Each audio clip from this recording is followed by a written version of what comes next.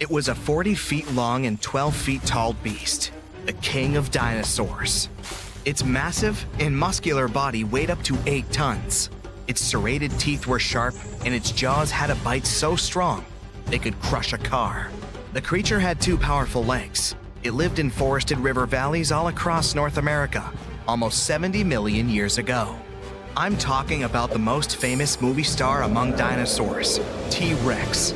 It was very smart, with a brain twice as big as that of any large meat-eating dino. It was slower than other hunters, developing a speed of up to 12 miles per hour. Its other weakness was its small arms. Some scientists think they were just an evolutionary leftover, like the pelvic bones of some snakes. But others believe T-Rex used its arms to hunt. Its 4-inch claws helped the animal out.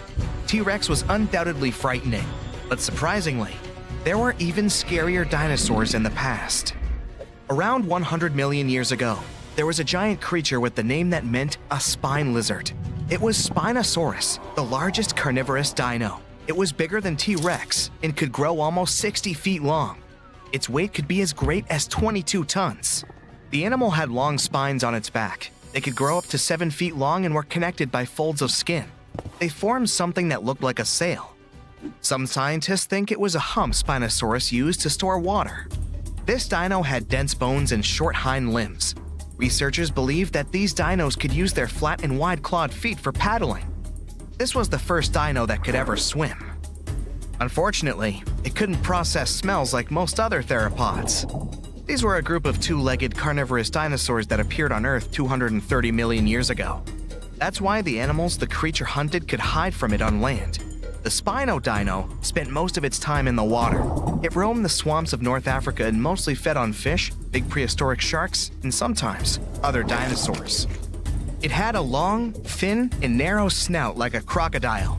Unlike other dinos of its kind, which had curved teeth, Spinosaurus had conically shaped straight teeth.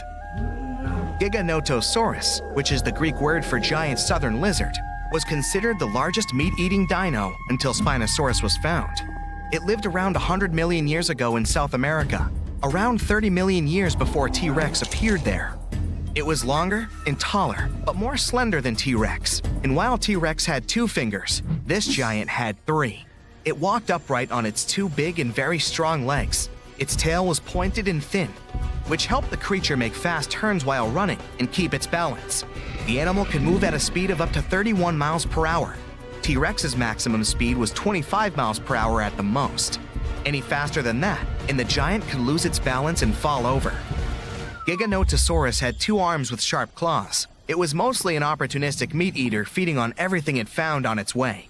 Its bite wasn't as strong as T-Rex's, but it still managed to deal with some bigger animals, like herbivore dinosaurs. Maybe there was even an Giganotosaurus among them, the biggest animals ever found. It's hard to imagine how Giganotosaurus could take down a 50-ton beast on its own. That's why scientists think they may have hunted in groups.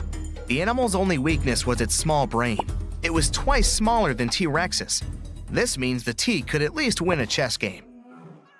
Big retractable sickle-shaped claws in the creature's feet are great for cutting. Ladies and gentlemen, welcome Utahraptor.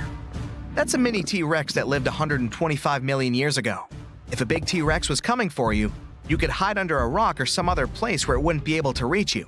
But there would be no place where its mini version couldn't follow you. Discovered in Utah, strong, toothy, and armored with huge claws, more than 9 inches long, an adult Utahraptor was 20 feet long and 5 feet tall at the hip. These creatures were covered in feathers. This is why fully grown animals look like gigantic turkeys. The Utahraptor's main weakness was their size. They were a bit smaller than many other dinos, but these guys made up for that by hunting in packs. Allosaurus, which means a different lizard in Greek, was a massive carnivore reaching 40 feet in length and weighing 2 tons. It roamed the Earth around 150 million years ago. Similar to T-Rex, this dino had strong back legs and a large snout. Its mouth was full of sharp teeth. The animal easily lost them when eating, but they usually grew back. Allosaurus was already fully grown by the age of 15, and its lifespan was around 28 years. The creature had a short neck and a long, narrow skull, disproportionately big compared to the rest of its body. This dino also had a pair of horns above its eyes and ridges along the top of its nasal bones leading to those horns. Allosaurus chased big herbivore dinosaurs. When several Allosauruses gathered in a group, they could take down even such colossal creatures as Apatosaurus. But scientists still doubt if they could cooperate, because these dinos were generally not too friendly toward one another. Some of the animals' bones had an hourglass shape, which made them lighter and reduced their strength. They were similar to the hollow bones modern birds have. Another weakness of this dino was its bite. It was less powerful than that of some modern animals, like lions, alligators, or leopards. Scientists think Allosaurus may have used its skull as a hatchet. The Therizinosaurus was one of the freakiest dinos out there. It lived 100 to 60 million years ago. It had a very small head and bizarre feet with 4 toes, unlike their ancestors that had 3. Its body was covered with feathers. This weirdo had the longest claws scientists have ever recorded. They were 3 feet long each. These claws were curved and sharp. The dino used them to collect plants for lunch. Scientists are still not sure if this creature was a herbivore or carnivore, or both. The dino had a long neck. There were no teeth in its upper jaw. Its wrist bones were like the ones modern birds have. The Therizinosaurus might have evolved from a meat-eating to plant-eating animal throughout time. Unfortunately, in comparison with meat-eaters, herbivore dinosaurs were much weaker, and still, those claws could make its enemies think twice. High-spined lizard, or Acrocanthosaurus, lived 110 million years ago. It was 2 feet shorter than T-Rex but had a similar body structure. Like T-Rexes, these creatures often went after bigger and more challenging animals. For example, with those backbones so hard, it seemed as if they were carrying a giant turtle shell, like Ankylosaur. The high-spined lizard was very territorial. It had a brain shaped like the letter S and an excellent sense of smell. What made Acrocanthosaurus vulnerable was its small arms. And still, the creature used them to hunt other animals surprisingly well. The dino pulled its catch close to its torso, which was like a hug you wouldn't be able to escape from. Diplodocus lived 150 million years ago. The 90-foot-long creature was possibly the longest dinosaur ever.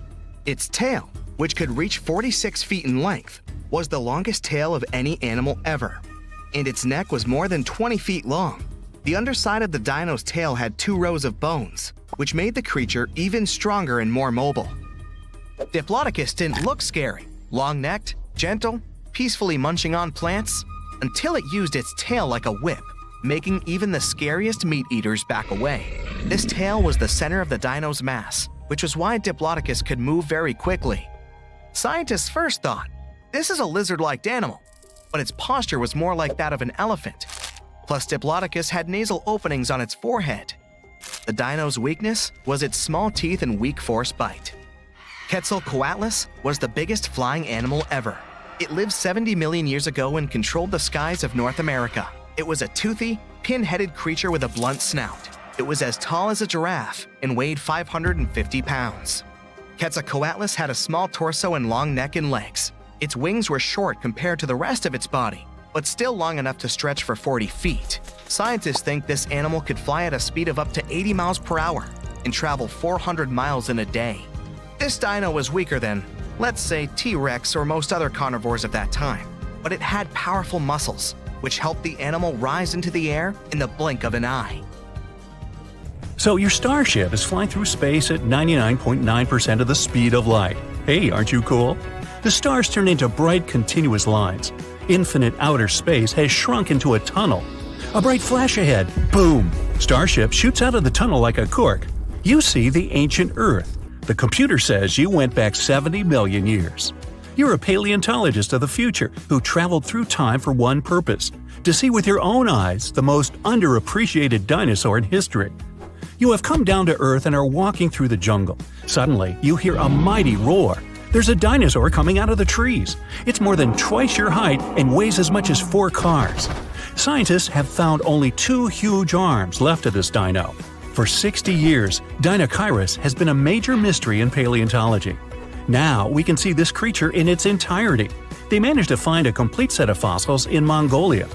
Translated from Latin, the name of this dinosaur means terrible hand. Apparently, this dino was lousy at playing poker. Diinocheirus is an animal cocktail that nature is prepared to make you both shriek and laugh. Let's take a look at it from the point of view of the evolution itself. First, we take the T-Rex. Diinocheirus and the king of the dinosaurs are about the same size. From the T-Rex, we'll only leave the powerful hind legs and the long tail. Instead of small forelimbs, we'll attach mighty 8 feet long arms, and let's not forget about the fingers with razor-sharp claws. Each claw is as long as a kitchen knife. Then we add a hump like a camel's, a neck like an ostrich's, and a horse's head. And instead of a toothy mouth, we put a duckbill. Now our Deinocheirus is ready. It also has long and sharp claws on its flat feet. Such broad soles help it walk along the river bottom and not sink into the silt. Most scientists believe it was covered in feathers too.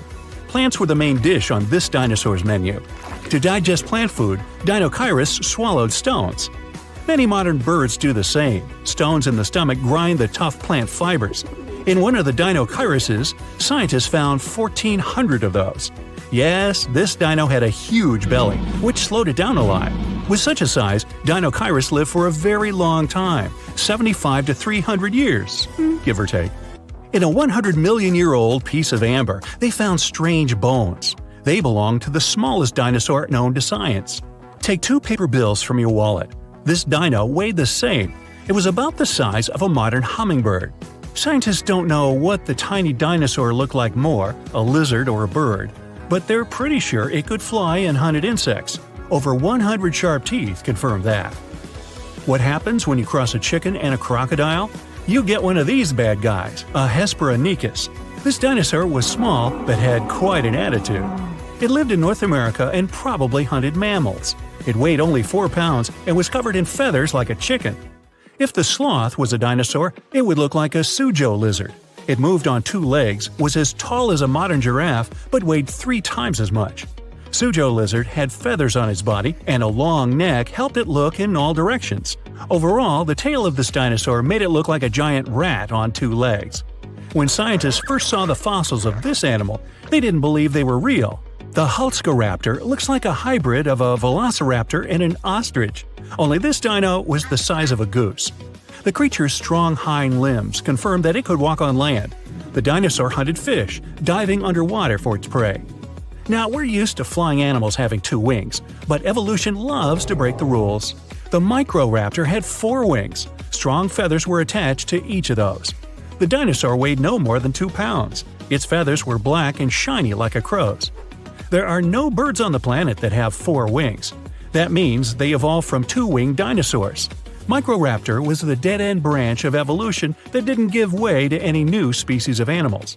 It seems that this hard-to-pronounce guy, I'll give it a shot, Tanystrophus, was a dinosaur drawn for a cartoon, but it existed in reality and lived in the water. It weighed 300 pounds and was 20 feet long. Half of its body was a flexible neck the size of a green anaconda. Scientists don't know why the creature had such a long neck. Most likely the dinosaur used it to catch fish or play jump rope. Imagine that 66 million years ago, I wasn't around then, an asteroid didn't crash into our planet. The dinosaurs didn't disappear, and the mammals failed to dominate the Earth. This means the primates didn't evolve and remained in the trees. Who would have taken the place of primates in such a world? Many scientists believe it could be Troodon. The dinosaur had the largest brain relative to body size. It walked on 2 legs and was about the size of a human. Hypothetically, Troodon could evolve and become as intelligent as we humans are now. By the way, the smallest brain relative to body size belongs to Stegosaurus. It was the largest of the armored dinos. It was a plant eater, but its powerful tail and sharp spikes were feared by all hunters of the age.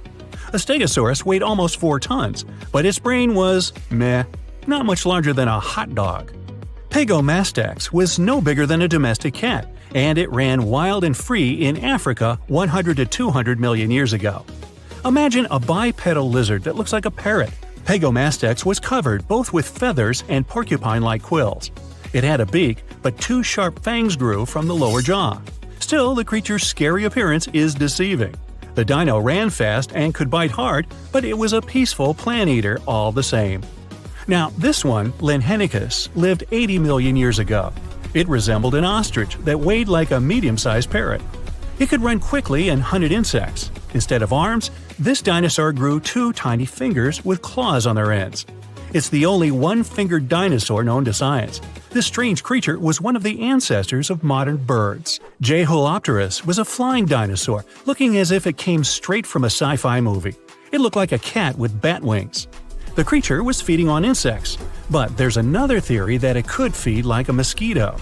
This dino landed on the backs of large dinosaurs and pierced their thick skin with sharp fangs. Now, this is a fairy tale unicorn. It's as white as snow, beautiful and graceful. And this is a Qingdao lizard, the real-life prototype of that horned horse. A bony horn more than 15 inches long grew on its head. Perhaps the horn helped float in the water, attract partners, or make different sounds. The fairy tale unicorn is definitely cuter than this prehistoric creature. Our next guy, in Austransevia, resembled a cross between a lizard and a tiger. Imagine an animal that weighs as much as 5 wild boars, with the body length of a sedan. Limbs with sharp claws, fangs similar to those of a saber-toothed tiger, and powerful jaws. It was one of the most dangerous animals that roamed the planet Earth. It occupied a niche that today belongs to lions, tigers, and other large cats. Next, please. Epidexeturus. Now this is a small dinosaur about the size of a pigeon. It couldn't fly, but it was one of the first dinos with feathers.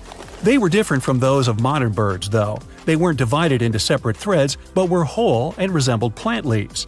This big guy, Therizinosaurus, isn't only known for its strange appearance and size, although it was as tall as a 5-story building and weighed like an elephant. The giant was notorious for the largest claws on the planet. It was really a manicurist's nightmare. 2-inch-long scythes protruded from its fingers. Despite those horrific appendages, it ate plant food, chewing it with its small teeth. The humongous jaws were needed to pull leaves off of tall trees. Ouch! Hey, I'm growing here! Meet the largest animal that flew in the earthly sky, Quetzalcoatlus. Just imagine a creature with a wingspan almost the width of a basketball court. To lift such a machine, it needed to be lightweight, so it only weighed as much as a modern pig, with its wings looking like a thin membrane.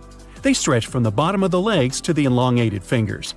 Artists often depict this creature covered in feathers, but its body was actually coated with fibers similar to human and animal hair.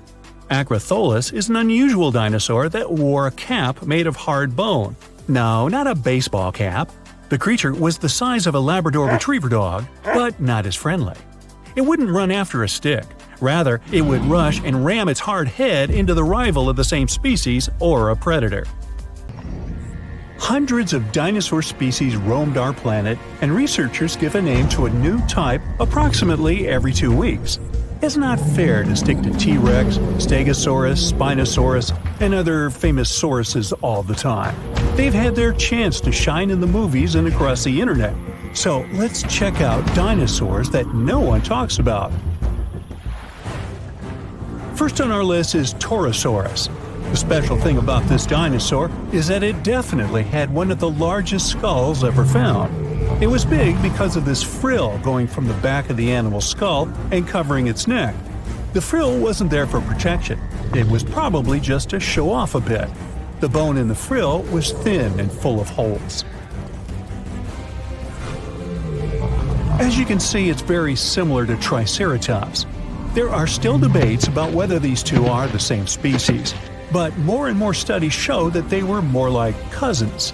They were probably similar in size, but Torosaurus had a longer head with big openings, as well as longer frill bones with a groove on top. It also had more pairs of horns on the back of the frill. Some like to call Torosaurus a bull lizard. These fellows were plant eaters that may have lived in social groups. They existed at approximately the same age, but Torosaurus somehow ended up on the less popular side of the family. Kentrosaurus was a small stegosaurus. It's one of the least cuddly dinosaurs of all time. Its long, thin spikes seemed to be a pretty good defense mechanism. Stegosaurus, on the other hand, had shorter, thicker spikes that were less likely to bend or snap when the animal used them. Now, you wouldn't want to get anywhere near Kentrosaurus, though. Its tail could swing in a big half circle and hit with a force strong enough to break a human skull. Any volunteers? No? Okay. One scientist used scans of the dino's fossils to make a computer model of its skeleton. The model showed that Kentrosaurus had a flexible neck. It must have been really useful for looking around to see if something interesting was going on, or if there was any dangerous animals trying to sneak up. Kentrosaurus typically walked on all 4 legs with straight hind limbs. The computer model tells us it could spread its front legs out to its sides too. Maybe it was a way to protect its belly during fights. Stegosauruses, in general, had tails that were like big weights at the back of their bodies.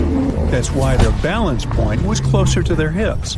That's also the reason why they could easily stand on their hind legs and swing their tails around. So most people haven't heard of Heterodontosaurus, even though their fossils show that dinosaurs got feathers way back before we thought and in groups where we didn't expect it. In 2008, paleontologists identified the first known skull of a baby Heterodontosaurus, which was less than 2 inches long, smaller than a tea bag. This baby dinosaur had relatively big eyes and a short snout compared to bigger ones of its kind. Now, what's really interesting is that some scientists used to think that Heterodontosaurus's tusks, like those of modern warthogs, only appeared when they were fully grown. But it seems they had them from the early stages of their life. Heterodontosaurus had 5 fingers on each hand, 2 of which were opposable. It was a good tool, considering the animal probably ate both plants and meat. Humans have different types of teeth, some for biting, some for chewing, and also canines. But most reptiles have just one kind of teeth.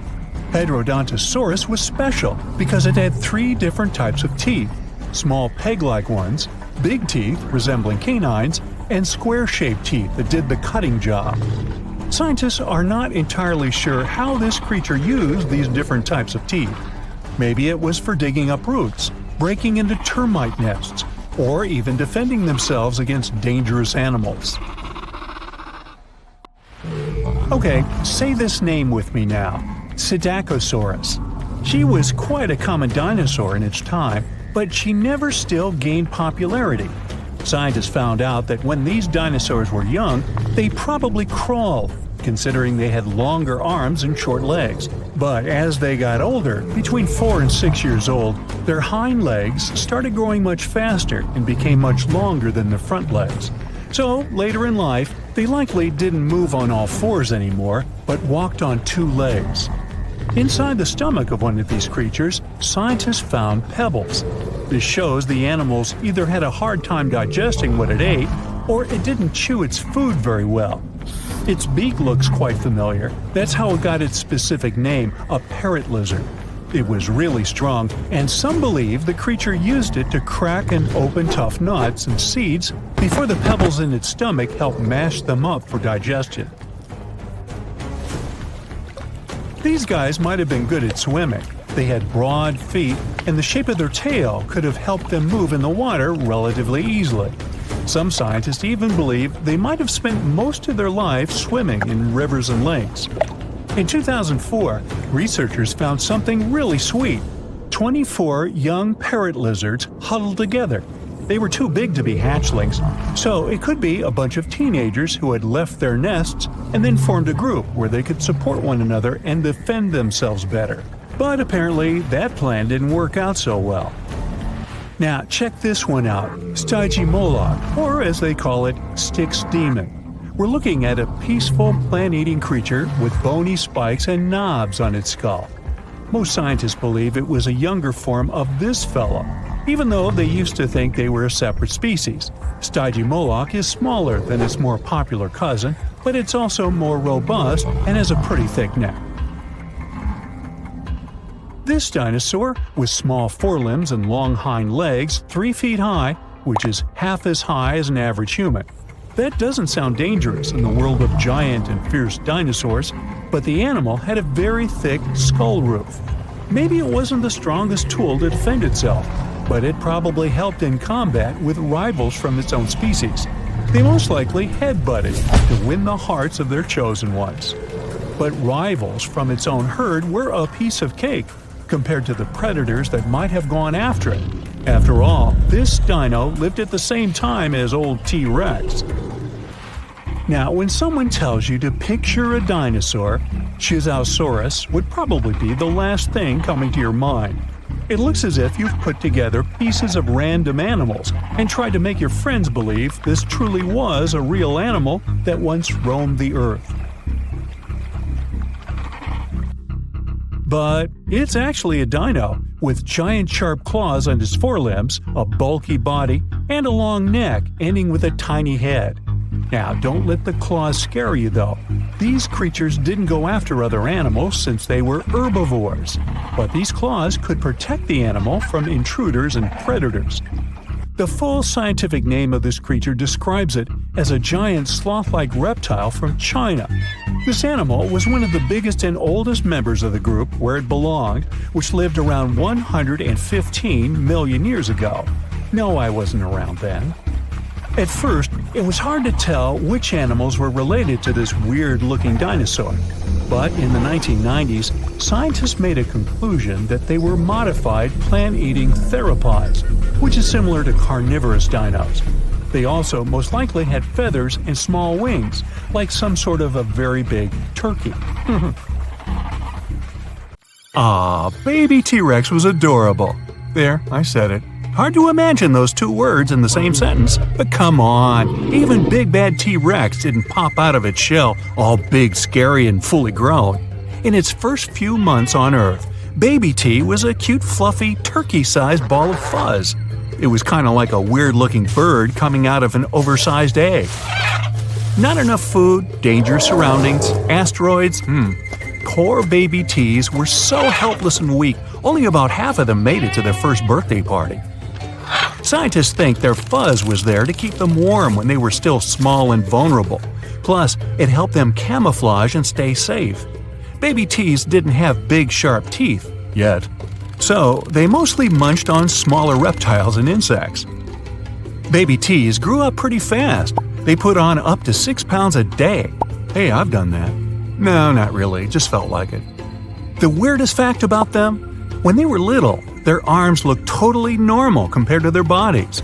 But by the time they were full grown, their parents were super famous. Plastered all over t-shirts, that would be a T-Rex t-shirt, movies, and the greatest Halloween costume ever, in my humble opinion. But the T-Rex we know and love didn't really exist. First of all, speed. They weren't really that fast.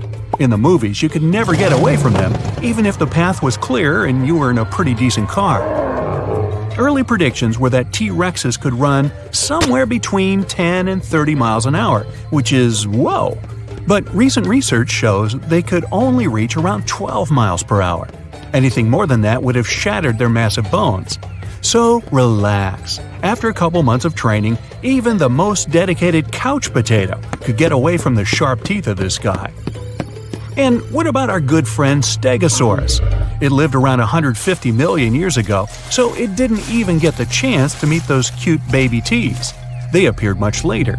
We all recognize this dinosaur. It's the one with those ridiculous upright plates on its back. They were sometimes up to 3 feet tall. You could hide behind one. Scientists still don't really know why they had them, but they think Stegosaurus could have regulated blood flow through them, like a massive bony thermostat. They also believe these dinos could use the same system to control their skin color, depending on whether they wanted to look good or look scary. Sounds impressive, right? Well, at least something about them does, because this poor thing had a brain that weighed just a tiny bit more than a tennis ball and was around the size of a walnut. That's a dog's brain in a hippo's body. Troodon was one of the most brainy dinosaurs. A great all-around fella, excellent hunter, stereoscopic vision, 6 feet long, and a brain that just won't quit. What a catch! Troodon's remains were one of the first dinosaur discoveries in North America. One of the weirdest members of the dinos was definitely, well, let's just call her Sue. If you met her, you'd feel like you're looking at a big turkey rat thing with a super furry body. It might be the long-lost grandma of the modern ground sloth. Its buddy, Pegamastax, definitely wasn't far behind when it comes to racking up the weirdo points. It looked like something between a porcupine and parrot. But don't say that to its face, it had a couple of pointy teeth that could sharpen against one another. The largest and one of the heaviest known dinosaurs was Argentinosaurus. No one ever found a complete skeleton, but this beast must have weighed about 100 tons and was about 130 feet long. Compare it to the biggest animal we have now, the blue whale. It's only 100 feet long. When someone says dinosaur, you probably imagine some big-as-a-building beast that could use a tree as a toothpick. Some of them were gigantic, true, like those long-neck, long-tailed dinos. Those things were as long as an airplane. But many of them were small and lightweight, some of them the size of pigeons. The smallest dinosaur skeleton ever found was a tiny mouse lizard. Some dinosaurs had tails that were more than 45 feet long. That way, it was easier for them to keep their balance when running. But they didn't drag their tail along the ground. Dinosaurs kept pretty active and were quite fast, so they kept their tails in the air most of the time. Even though that naughty asteroid wiped most of them out, a lot of dino DNA stuck around and morphed into animals we know today, like birds. The first time anyone even thought of linking the two together was after they discovered a primitive bird in Germany, sehr gut. Later, researchers classified two groups of dinosaurs, depending on what kind of hips they had. The first group looked pretty familiar. They had lizard-like hips. The second group had bird-like hips. And a third group looked like Shakira, which is where her tune My Hips Don't Lie comes from. Actually, no. Also, plenty of old-school carnivores had bones filled with air, which is something birds have too. Birds may be the dinosaurs' living descendants, but some animals actually witnessed the age of dinosaurs. If only they could talk. Snakes, bees, sharks, crabs, lobsters, yum, crocodiles, cockroaches, even green sea turtles. They all actually saw real dinosaurs. So jealous. Carnivore dinos mostly walked on 2 feet. That way they could be faster and have their hands free to grab a little snackosaurus. Plant eaters walked on 4 feet so they could carry their heavy bodies. Some of the bigger plant eaters needed around a ton of food per day, literally. Imagine animals so big they had to eat a house-sized pile of veggies on a daily basis. Still, a huge bush a day keeps the doctor away. Is that where that started? There are around 700 known species of extinct dinosaurs. Sounds like a lot, but we probably haven't discovered them all. 5 years back, they found out about a new type of dinosaur. It had these stubby horns right above its eyes, which looked so much like the comic book character. They named it Hellboy. Hop on the bright side of life together with our brand new tees, hoodies, and more. Click the link to pick your choice. In the 90s, scientists discovered a crater in Mexico's Yucatan Peninsula. You know the story. Around 66 million years ago, a meteor the size of Mount Everest hit our planet and filled the atmosphere with dust, gas, and debris that caused a serious climate catastrophe. It triggered a heat wave and a blast wave that went up into the atmosphere, partially blocking out the sun. Game over. Thanks for playing, dinosaurs. The age of humans never crossed over with the dinosaur era. Dinosaurs disappeared more than 60 million years ago, but they existed on Earth for 160 million years. Modern-looking humans have only been around for about 250,000 years. Only 59 million years to go, people. Not all the dinosaurs were on vacation in Mexico when the asteroid hit. They lived all over the globe.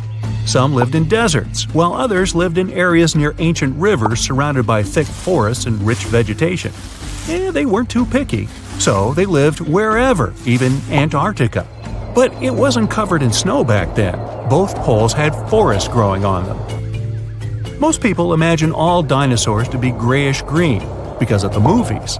Plus, we usually just think of them as giant lizards. Scientists still don't know much about dinosaur skin tones, but researchers recently found some evidence that dinosaurs totally embraced the rainbow. One little guy had white and orange rings on its tail. Dinosaur is Greek for terrible lizard. Scientists used to think dinosaurs were mostly cold-blooded like snakes, lizards, or other reptiles. Turns out they were wrong, maybe. Some evidence pointed to them being warm-blooded like mammals. Somewhere in 2014, scientists discovered that most dinosaurs were mesotherms, A little of this, a little of that. And it turned out many of them had feathers, just like little baby teeth. It helped them regulate their body temperature. Another thing we got from the movies and totally thought was real, what dinosaurs sound like. Producers usually mix together a bunch of animal noises to get that authentic dino roar. T-Rex is usually a mix of alligator, tiger, and the squealing of a baby elephant. And that dreaded T-Rex breath? It was just the sound of air going through a whale's blowhole. Traveling back in time now, this used to be hard. We fly past the Middle Ages, the first human civilization, the ancient ancestors of the first humans, the dinosaurs, the first land animals, the ancient sea creatures, and so on to the very beginning of all time. And there it is! This nebula is our solar system. Right now, it's just a cloud of multicolored dust made of hydrogen and helium spinning around. This cloud has begun to shrink and become denser. There's a theory that there were supernova explosions near our nebula. Their shockwaves squeezed the nebula from different sides until the center of the cloud became too heavy. The enormous weight presses it, and nuclear chain reactions begin at the very center of this cloud. It heats the cloud and makes it glow. Soon it forms into a dense sphere, and that's how our sun is born. It happened about 4.5 billion years ago. Our planet doesn't exist yet. There's only a disk of dust and space debris orbiting the young sun. These pieces of debris are fusing gradually and getting heavier and heavier. Let's look at the very center of this pile of asteroids. The total weight of the debris compresses the central region so much that a dense metallic core is forming there. The enormous pressure heats the core, and the temperature at the center of the young Earth reaches nearly 10,800 degrees. And there's a liquid core around the solid one. It creates the magnetic field of our planet. Now, when radiation from the sun and the solar wind reaches Earth, it smashes into a shield in the form of our magnetic field. So far, our planet is burning and looks more like a ball of lava. But it begins to cool down, forming a solid crust. At this point, another protoplanet appears on the horizon. It looks more like an asteroid, the size of Mars, and this massive piece of debris flies towards us. It hits the young Earth at such an angle that it knocks a part of our planet outward. The debris itself breaks into several pieces and stops in our orbit. After a while, all of this debris comes together to form the Moon. As a result of this collision, the Earth began rotating too fast. A day now lasts about 5 hours instead of the usual 24. But the Moon is heavy enough to slow our planet's rotation with gravity. Now, the Earth doesn't look like a hospitable place. The gravitational forces of the Moon are penetrating deep into the Earth and causing more volcanic activity. Also, meteorites are constantly falling here, causing frequent explosions on the surface. Ow! The gas that comes out of the volcanoes forms our atmosphere. The ice that was brought to our planet on meteorites evaporates. The vapor rises and turns into rain. This rainwater falls to the surface, cooling the hot lava and forming the first lakes and rivers.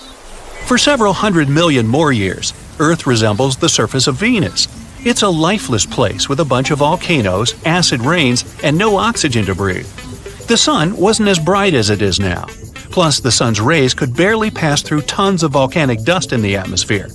But about 3.5 billion years ago, the first life appears here in the form of single-celled organisms that didn't need oxygen. They appeared in the shallow, warm parts of the ocean near the shore. These bacteria reigned on Earth for nearly 2 billion years throughout the Archean eon. They left stromatolites. These are stone pillars at the bottom of shallow, warm water. They're the product of simple organisms and bacteria. These bacteria evolved until they learned photosynthesis. Bacteria began to produce oxygen by absorbing the energy of sunlight. At first, this oxygen was spent on oxidizing rocks, but then excess oxygen began to fill the atmosphere. Plus, at this time, the first algae appeared, which also produced oxygen. This event is called the Great Oxidation Event, good name, which caused almost all living organisms to disappear from the face of the Earth. For simple organisms, oxygen was toxic, and the remains of bacteria and microorganisms sank to the bottom of the ocean. Many millions of years later, these remains will be recycled, and under the tremendous pressure of water and the Earth's crust, they will turn into oil. The Archean eon ended with this catastrophe about 2.5 billion years ago. At the same time, continents were forming on Earth, which would later drift through the world's oceans like puzzles and form a supercontinent. But for now, methane and carbon dioxide still make up most of the atmosphere. They cause the greenhouse effect and the rising temperatures on Earth. But the emergence of oxygen stops the greenhouse effect, and the temperature on our planet drops. An ice age, the so-called Huronian glaciation, which lasted from 2.4 to 2.1 billion years ago, begins. Scientists speculate that our planet was almost completely covered in ice at that time, even on the hot equator. A huge change when you consider that 2 billion years ago, our planet was like a ball and lava, but now it's like a block of ice. Earth, during the Huronian glaciation, was more like Jupiter's satellite Europa. There, too, is a thick crust of ice, under which there's a liquid ocean heated by the core. The evolution of the Sun saved our planet. Since its birth 4.5 billion years ago, it's been getting bigger and hotter. So, after 300 million years of an ice age, the Earth began to warm up. But almost all life there had been wiped out, and evolution has to start all over again. About 1 billion years ago, all of the continents of our planet were assembled into one hypothesized supercontinent, Rodinia, and all the oceans made up one colossal ocean of Miravia. 750 million years ago, that continent broke apart and huge chunks of land began drifting across the planet. Complex plants and multicellular organisms appeared just at this time. Algae, sponges, and fungi weren't the only inhabitants of the ocean. This is Sprigina. They're a kind of worms the size of a human finger. We have remains of these animals that are at least about 550 million years old. 541 million years ago, the Phanerozoic Eon began. The main event at that time is the Cambrian explosion. Life began to blossom on Earth, and a great variety of living organisms appeared. Mollusks and echinoderms like starfish and sea urchins appeared. Living organisms evolved, having not only an internal but also an external skeleton, like trilobites. Some of these things could reach nearly 3 feet in length. Their protective shells suggest that there were predators in the ocean. A food chain started forming at that time. At the same moment, the drifting continents fused again. This supercontinent has a different shape and is called Pannotia. Later, these continents drifted apart again and began to collide with each other. This led to the formation of mountain ranges. Then the continents met for the last time and formed the giant supercontinent Pangaea about 335 million years ago. Here we can already see the outline of the modern continents of Africa, North and South America, Australia, and Eurasia. One of the largest sea creatures ever, the Dunkleosaurus, appeared. Some individuals could be as long as a school bus and weigh as much as a large SUV. The land had a hot and humid climate. It encouraged ferns and other plants to grow faster. Some of them could reach the height of a 3-story building. And for the first time in Earth's history, some animals leave the ocean and go on lands, such as L. generpeton and Ichthyostega. Anyway, at first, they live only on the coast because their skin wasn't adapted to the constant sunlight. In addition, they experience breathing problems. The first animals on land had both gills and lungs, but the lungs were underdeveloped, so they had to return to the water. Millions of years later, these animals evolved into more advanced amphibians. Though they were no bigger than ordinary lizards, they could already live fully on land. But this blossoming of life ended in a new ice age.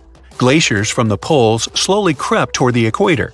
Animals weren't prepared for this, and most of them didn't survive this extinction event. But 290 million years ago, evolution retook hold and more evolved land animals began to appear. Gradually, they increased in size, multiplied, and gave birth to a new species like Scutosaurus and Gorgonopsis. But this period didn't last long either. Only 40 million years later, as a result of unknown events, 95% of all living organisms on Earth ceased to exist. It could have been caused by a giant meteorite or by increased volcanic activity. Also, one hypothesis says it could have been the release of methane from the bottom of the ocean. The Mesozoic era began after this extinction. This is where the dinosaurs, as we know them, appeared and started a new page in Earth's history. Boom! An explosion of supersonic waves, interplanetary heat, dust, fumes. The Earth's atmosphere has been invaded by a cosmic rock the size of Everest. A few seconds ago, this rock, weighing trillions of tons, was hurtling towards Earth. It could fly from New York to Anchorage faster than you could fry yourself an omelet. This monster's name? The Chicxulub incident. Epic name, right? 66 million years ago, it crashed into the Earth. Back then, dinosaurs ruled the planet, but not for long. The epic collision took place in modern Mexico, in the Yucatan Peninsula, right near Cancun, where the dinosaurs were vacationing. Well, probably not. Still, the huge space rock hit the ocean, but even all that water couldn't stop the inevitable. The collision caused a huge amount of energy to be released. The horror on a planetary scale had begun. Imagine a mini-sun lighting up the surface of the Earth with tsunamis the height of the Statue of Liberty bursting from the epicenter of the watery impact. Not good. The blast blew through the surface of the Earth. It was as hot as an oven and burnt everything in its path. The impact provoked a colossal earthquake and serious volcanic activity. A bunch of volcanoes simultaneously released hot lava and ash into the prehistoric skies. Millions of tons of ash and soot poisoned the air. This formed a huge ash cloud in the atmosphere, which blocked out the sun's rays for several years. The long winter had begun. Only there wasn't any snow falling from the sky, but rain made of sulfuric acid. Yes, the Chicxulub incident might just be the most important thing that ever happened in the history of our planet. Even more than YouTube. Back then, there were loads of volcanic eruptions, a lot of flammable oxygen in the atmosphere, constant temperature changes. It was the perfect and worst time for all of this to go down. So, how are we so sure about all this? Well, the asteroid left an absolutely huge crater on the planet's surface. Today, this scar is hidden under the Gulf of Mexico. Scientists found a lot of places on Earth with abnormally high levels of iridium. This metal is very rare on Earth, but it's in a lot of asteroids that scientists have examined. Scientists studied some 66-million-year-old rocks. In the layers of rock, they found dust, the same dust that comes from asteroids. This could only have happened if a huge asteroid had crashed into Earth. The catastrophe led to the extinction of not only the dinosaurs, but also the asteroid. It was so hot at the point of impact, part of the asteroid just disappeared. A lot of water vapor and carbon dioxide shot up into the atmosphere. But the biggest problem, sulfur. It got kicked up by the asteroid impact and flew up into the air. These tiny sulfur particles blocked out a lot of the sun's rays. Without the sun, a lot of plants disappeared and the climate eventually got colder. The immense heat turned stones into glass. Scientists call these things tektites. The energy of the impact threw them up into the skies. After a short flight, the tektites fell down to Earth. But it wasn't pretty. Rain fell too, only instead of drops of water, you'd have seen hot glassy fireballs. They bombarded the planet's surface for days. The tektites set fire to everything. Scientists found evidence of this all over the world, not just near the collision site. But a lot of things from back then are still a mystery. Some scientists think that Chicxulub wasn't even an asteroid. It might have been a comet. Asteroids are mostly made of stone and metal. Most often they kind of look like a potato. A comet contains rock, metal, and ice. Comets look like dirty cosmic snowflakes, complete with ammonia, methane, and carbon dioxide. Comets sometimes come from the Oort cloud. It's a huge cloud of ice and debris around our solar system. From time to time, comets break free from the pack and head towards our sun. According to scientists, this special comet flew right past Jupiter. The gravity of that huge planet accelerated the comet even more. It flew towards the sun, gaining more and more speed. The comet's outer ice shield started to evaporate, and it probably gave off a lot of dust and gas, which made it look like it had a tail. The sun's gravity eventually shattered the comet apart. One of the fragments flew through space and crashed into the Earth 66 million years ago. So, asteroid or comet? The truth is, we'll never know. What we do know is that the Earth was seriously unlucky to be in its path, and it was never the same again. The catastrophe stopped the development of 75% of life on Earth. Some bigger marine animals, like crocodiles, turtles, and fish, survived the impact.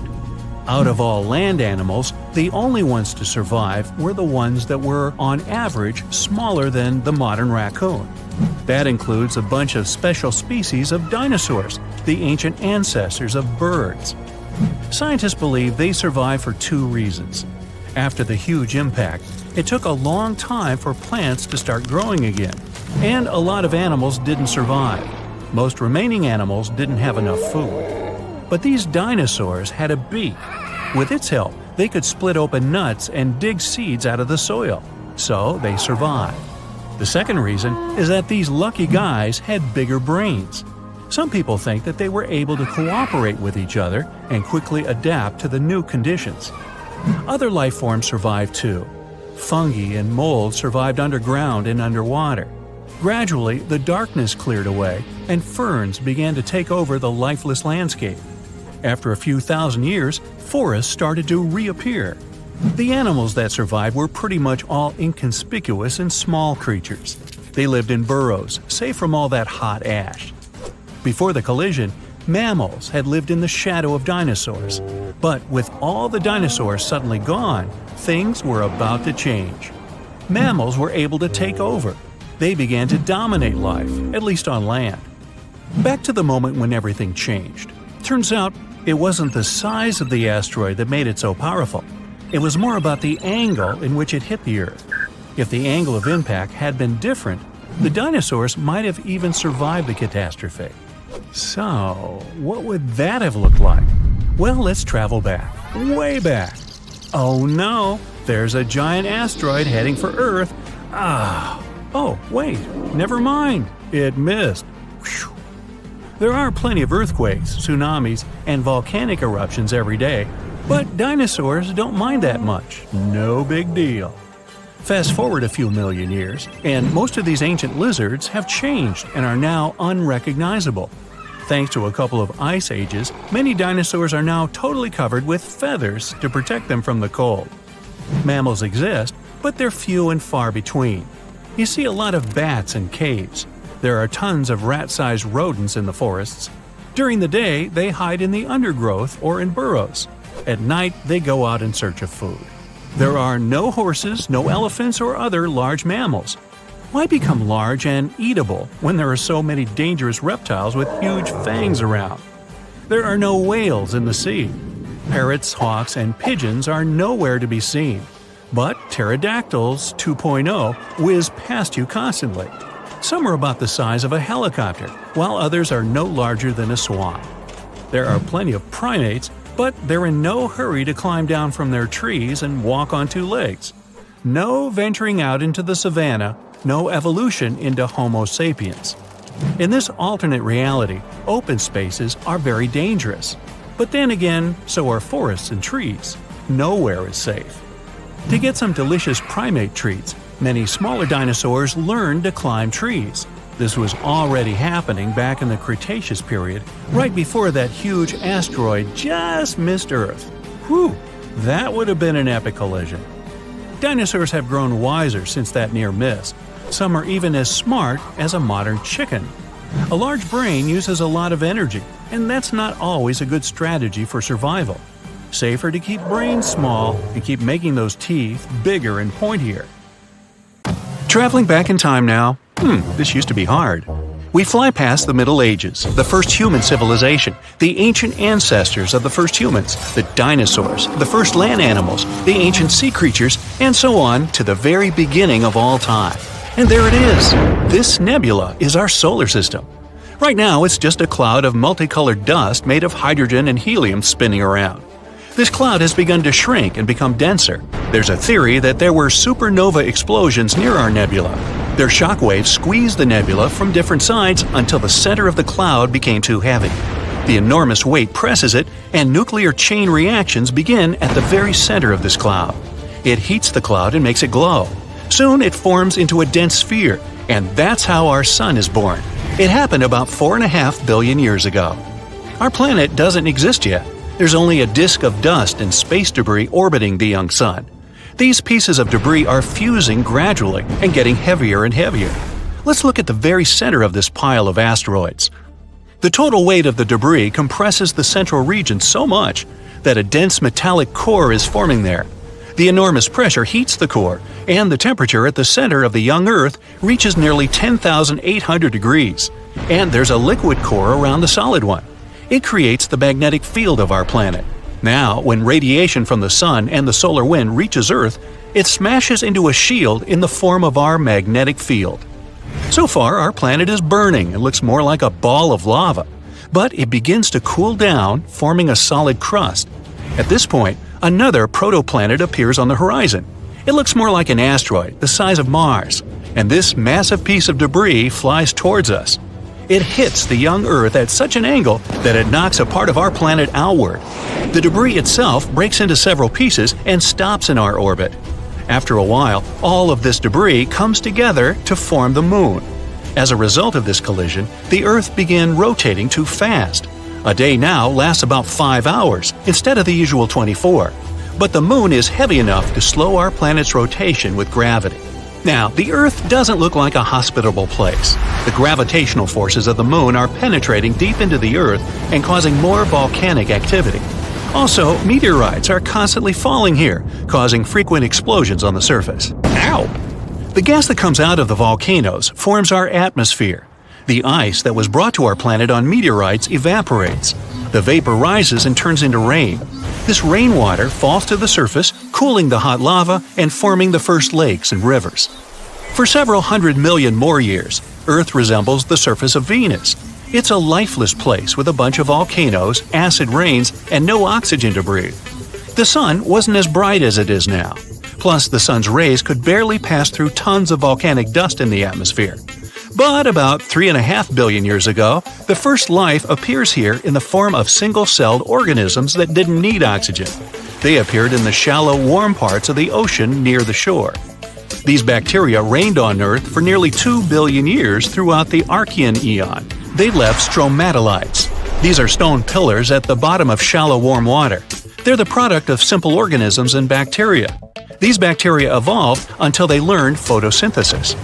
Bacteria began to produce oxygen by absorbing the energy of sunlight. At first, this oxygen was spent on oxidizing rocks, but then excess oxygen began to fill the atmosphere. Plus, at this time, the first algae appeared, which also produced oxygen. This event is called the Great Oxidation Event, good name, which caused almost all living organisms to disappear from the face of the Earth. For simple organisms, oxygen was toxic, and the remains of bacteria and microorganisms sank to the bottom of the ocean. Many millions of years later, these remains will be recycled, and under the tremendous pressure of water and the Earth's crust, they will turn into oil. The Archean eon ended with this catastrophe about 2.5 billion years ago. At the same time, continents were forming on Earth, which would later drift through the world's oceans like puzzles and form a supercontinent.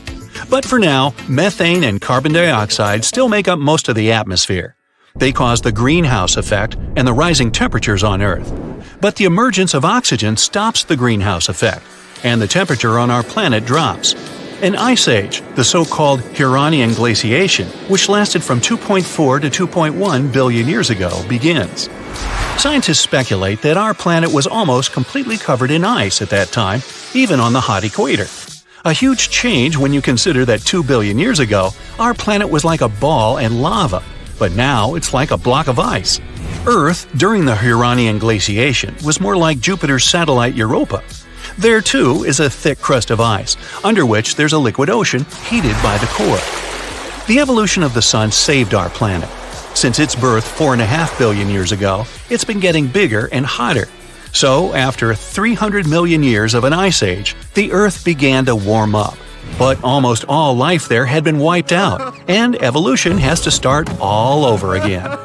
About 1 billion years ago, all of the continents of our planet were assembled into one hypothesized supercontinent, Rodinia, and all the oceans made up one colossal ocean of Miravia. 750 million years ago, that continent broke apart and huge chunks of land began drifting across the planet. Complex plants and multicellular organisms appeared just at this time. Algae, sponges, and fungi weren't the only inhabitants of the ocean. This is Sprigina. They're a kind of worms the size of a human finger. We have remains of these animals that are at least about 550 million years old. 541 million years ago, the Phanerozoic eon began. The main event at that time is the Cambrian explosion.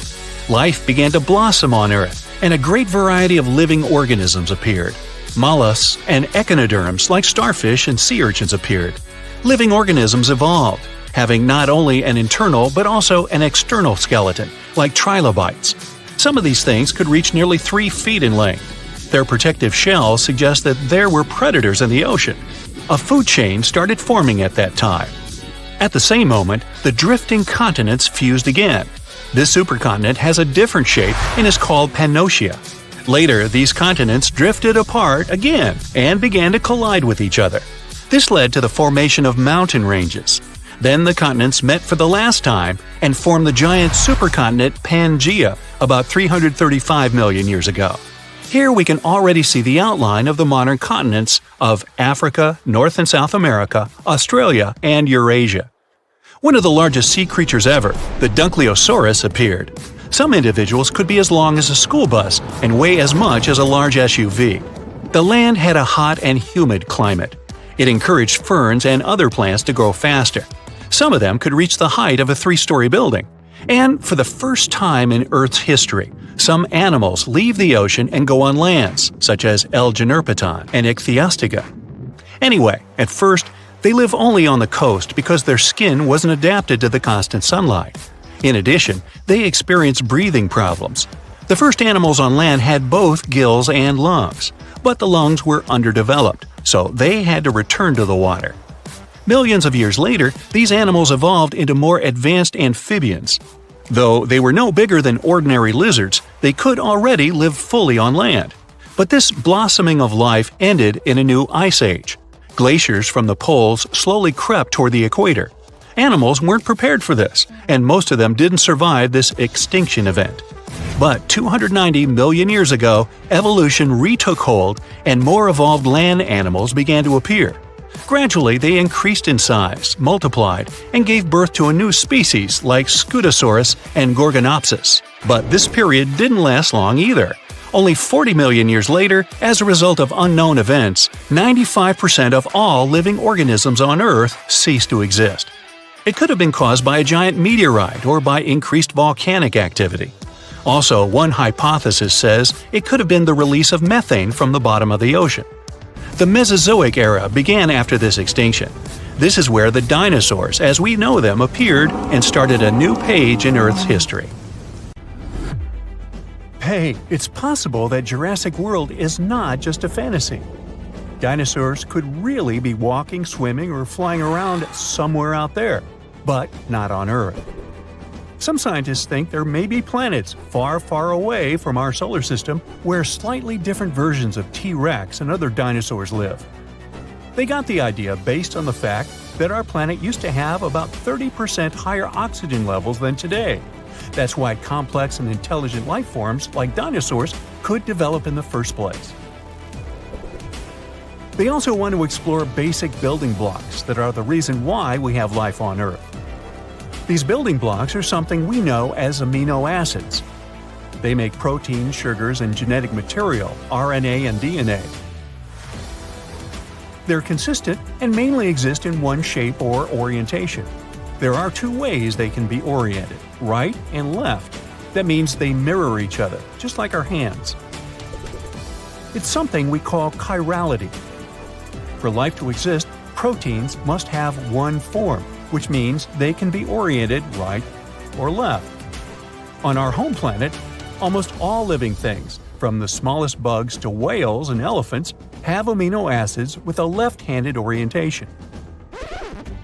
We're not exactly sure why things are set that way, but there's a theory that's because of meteorites that crash-landed on Earth 4 billion years ago.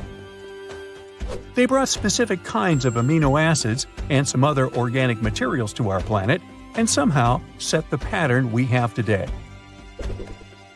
Maybe we could use special telescopes we created to search planets, especially those where conditions are similar to how they used to be on Earth back in time when dinosaurs existed.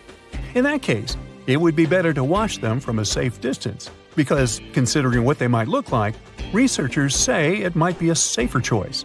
That's a cool idea, but it's still very tricky. The history of life on our planet, especially that of dinosaurs, involved many catastrophic events and mass extinctions. There's always more room for new theories about dinosaurs. One of them says oil comes from dinosaurs. Interesting, but not true. Oil formed from the remains of sea animals and plants from millions of years ago. This was way before dinosaurs appeared. Tiny organisms ended up at the bottom of the sea. As bacteria decomposed animals and plants, they removed most of the oxygen and some other elements from them. It left behind only a sludge, which was mostly made of hydrogen and carbon. As time passed, those remains became covered with many layers of silt and sand. When the depth of the sediment increased to 10,000 feet or even more, heat and pressure turned the remains into natural gas and crude oil. It's possible that dinosaurs lived or fell in the sea and later became petroleum in the same manner. But no one has ever found crude oil containing their skeletons. So this is just an unproven theory. Then there's the feathered dinosaur theory, which, unlike the previous one, seems to have more foothold in reality. Back in 2010, researchers found evidence that 100 million years ago, there had been a dino species with ginger feathers. Another group of scientists claimed there had been a different species from 150 million years ago. Those dinos had freckles and reddish-brown feathers on the tops of their heads. The color patterns probably had their purpose. Maybe it was a way to communicate with other representatives of their species or to attract mates. But years later, scientists studied the Microraptor, also called a feathered dinosaur. They realized it had probably been more like a bird than a dinosaur. The key point is how birds replace their feathers. Birds that fly have to replace their feathers in a specific order, otherwise they won't be able to fly very well. And the Microraptor's fossils showed that this creature had changed its feathers in a similar pattern. So they're not really sure which category this animal falls into. Dinosaurs that had feathers shed a lot of their skin piece by piece, like dandruff. Hey Bob, looking a little flaky there. Need a new shampoo? Yeah, they didn't shed their skins like lizards do, as if they take off an old suit. When we talk about dinosaurs, we usually don't picture them as social creatures, more like isolated ones similar to lizards. But some researchers discovered an 80-million-year-old collection of clutches in the Gobi Desert. It means there were colonies of dinosaurs that protected their nests and guarded their young, similar to birds. Crocodiles are known for doing that too. Pterosaurs were flying dinosaurs, and pelecosaurs were fin-backed ones. Some studies have shown that these two species used their exaggerated head crests and sails or fins to get to their potential partners. There are many theories about their crests and what they were needed for, though. Some experts believe that was how dinosaurs regulated their temperature. Others think they needed a crest to steer through the air. It's hard to say anything for sure since their fossils are rare and they don't have living descendants. But the most likely option is that the crest had the same purpose as a peacock's tail and was used for selecting mates. The bigger the crest, the more chances a pterosaur had to get a partner. You know theropods, those scary meat-eating predators that are shown in most dinosaur movies? Well, they might have enjoyed eating plants way more than tearing flesh. Not all of them, but it's possible that many of them weren't as fierce as we might think. Those big scary ones, like T-Rex, could be exceptions rather than the rule. The thing is, movies show these creatures to be way faster than they probably were in reality. They could probably run just a little bit more quickly than the average human runner. Scientists study the diet of coelurosaurs. Those seem to be the closest relative to birds. It was hard to figure it out because some of the dinos from this group had peg-like teeth, or in some cases, no teeth at all. To understand what they ate, researchers had to look for direct evidence and check if there was anything in their stomachs. And after they discovered certain things, including a beak with no teeth, they realized these fellas had followed a vegetarian diet most of the time. Even some famous ones, such as velociraptors, could be just innocent plant eaters, and not terrifying beasts from Jurassic Park and our childhood nightmares. Over 10 years ago, scientists found fossils of a small dinosaur. It was a creature as big as a parrot with long legs. It came from a family with some of the most famous predators we know about, such as T-Rex and Velociraptor. Most dinosaurs that lived on land had 5 fingers, but later some of them ended up with fewer fingers. This new one they discovered was special because instead of having 3 fingers, which was more common for its family, it had just 1 finger with a sharp curved nail at the end of each front limb. This creature probably used this 1 finger to dig into insects' nests to feast. Even though we know all about the asteroid that wiped out dinosaurs, some have other theories. One paleontologist even had an idea that dinosaurs had possibly reached their end because they had been eating one another. This especially worked for ancestors of fierce, scary predators such as the Tyrannosaurus rex. It's possible they ate so many eggs of other dinosaurs that many species just went extinct. Once they started eating the eggs of very big dinos that we know as sauropods, it's possible they started getting bigger too. And no dinosaur mother could stop them from eating her eggs because she couldn't be around all the time. There were other big predatory animals that ate eggs, even early mammals. But in any case, later research showed dinosaurs couldn't have eaten enough eggs to have caused mass extinction. And that's all I have to say about that. 66 million years ago, I wasn't around then, a huge asteroid hit the Earth and triggered the mass extinction of almost all living creatures on the planet, including dinosaurs. Had the space object crashed somewhere else, some dinosaurs would have been able to survive and still live nowadays. According to some research, the asteroid had about 1 in 10 chances of wiping out the dinosaurs and other animals of that time. It was way more likely to just hit the ground without any strong destructive consequences. To understand how things could have turned out if the place of the collision had occurred elsewhere, we need to find out what happened that day and why the disaster turned out to be so devastating. This huge space rock fell into the coastal area of the Yucatan Peninsula in Mexico. This caused a chain reaction that triggered natural disasters around the world. The place the asteroid hit is called Chicxulub Crater. Now half of this area is underwater.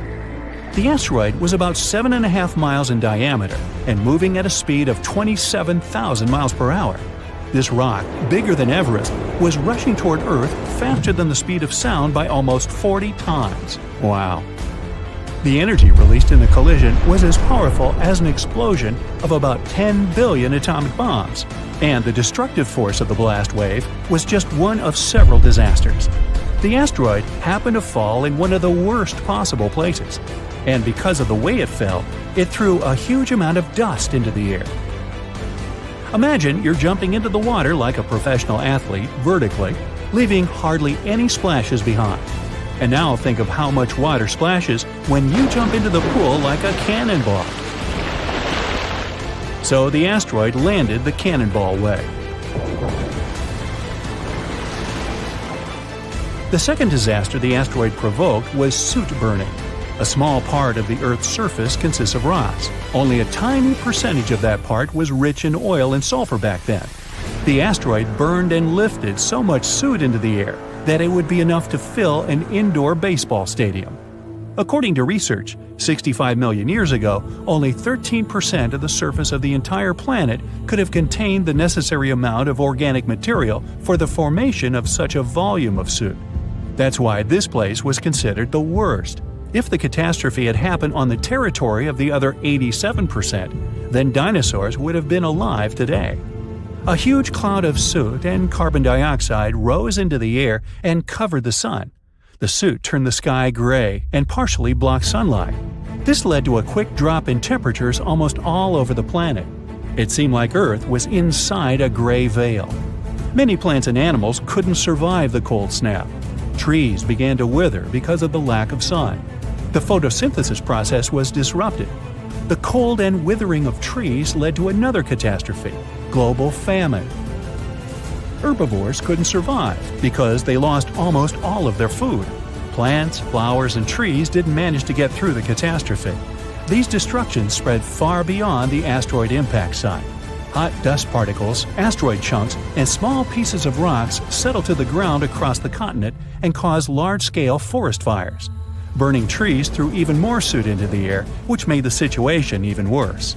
The huge asteroid brought heavy metals with an increased level of toxicity from space.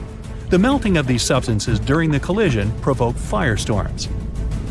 The asteroid didn't only hit continental land but also water, which triggered a huge tsunami. But that's not the worst part. The seabed was filled with sulfate, and when the energy of the asteroid burned it, it provoked the release of sulfuric acid into the atmosphere. The acid cloud mixed with a cloud of soot and began to spread throughout the sky. Hot rock particles were falling to the ground like fire rain. An acid rain started because of sulfur. It lasted for almost several days and left no chance for the animals to survive. Acid rain made the water in rivers, lakes, and seas poisoned. The acid destroyed anything that couldn't burn. A part of the clouds went to wreck the land, and the other part, the ocean. This made the situation even worse, as sulfur droplets wiped out a huge amount of seaweed and phytoplankton. The ocean generates almost half of all oxygen reserves on our planet. Those days, the sea creatures living in its upper parts were destroyed. It wasn't the blast wave, but lack of sun, acid, darkness, and cold that became the main reasons for the extinction of dinosaurs. But even when some lizards escaped from fires and sulfur, they met the sea element. The asteroid impact caused large-scale tsunamis across the planet. The very first wave was around 1 mile in height. That's almost 3 times higher than the Empire State Building. Billions of gallons of water were moving at 90 miles per hour. A wave this strong could easily destroy half of New York today. The meteorite created a series of waves 52 feet high. Massive walls of water the size of 5-story buildings collapsed on the shore and demolished everything in their path. Lack of sunlight, temperature drop, acid and fire rains, reduced oxygen production, forest fires, giant tsunamis, and the explosive wave with the power of 1 billion atomic bombs. All this reduced the biological diversity of Earth by 75%. Yeah, that'll change your climate for sure. Giant asteroids used to hit Earth before, but they never caused such disasters all over the planet. What if this asteroid had fallen into another place, say a forest, far from water and mountainous terrain? This would have caused severe fires. A huge black cloud of ash would have risen into the sky and obscured the sun. But it would have unlikely generated acid or fire rains. Most of the species of the planet could have survived this catastrophe. What if the meteorite had fallen somewhere among the ice and snow? This would have provoked a rapid increase in temperature across the planet. Huge tsunamis would have sunk big tracts of land. However, ash and sulfur dioxide wouldn't have filled the sky. Acid rain wouldn't have hit the ocean. Many marine creatures could have survived and lived to this day. And dinosaurs, far from the oceans, wouldn't have noticed the meteorite fall at all. Probably the most terrible events would have occurred if a meteorite had fallen on an active volcano. This would have triggered the largest lava release in history. Destructive earthquakes would have begun, and the whole sky would have been covered with volcanic ash. What if the meteorite had hit some desert? It would have melted billions of tons of sand and turned it into glass. Just imagine glass dunes that heat our planet even more. And we could dig up the well-preserved remains of ancient lizards out of the glass. Anyway, there were many different possible catastrophic scenarios, and the worst of them came true for the dinosaurs. They are unlikely to return, although perhaps they can be reborn. Scientists were inspired by an idea from a famous Hollywood movie. They wanted to find a mosquito that got stuck in amber. They would extract dinosaur DNA from it. But there was a problem with this. The oldest DNA sample they managed to find was 1 million years old. Dinosaurs were extinct about 66 million years ago. Besides, DNA is a very fragile thing. The probability that it could have been preserved intact somewhere for so long is very small. So, instead of searching for this ancient dinosaur DNA, scientists decided to take DNA from the closest ancestors of these lizards, birds. Over millions of years of evolution, Dinosaur paws could have turned into wings, and elongated mouths could have become beaks. Pelicans are very similar to pterodactyls, ostriches resemble velociraptors, and chickens are very much like T-Rex. Okay, let's just stop and imagine for a moment a chicken the size of a T-Rex.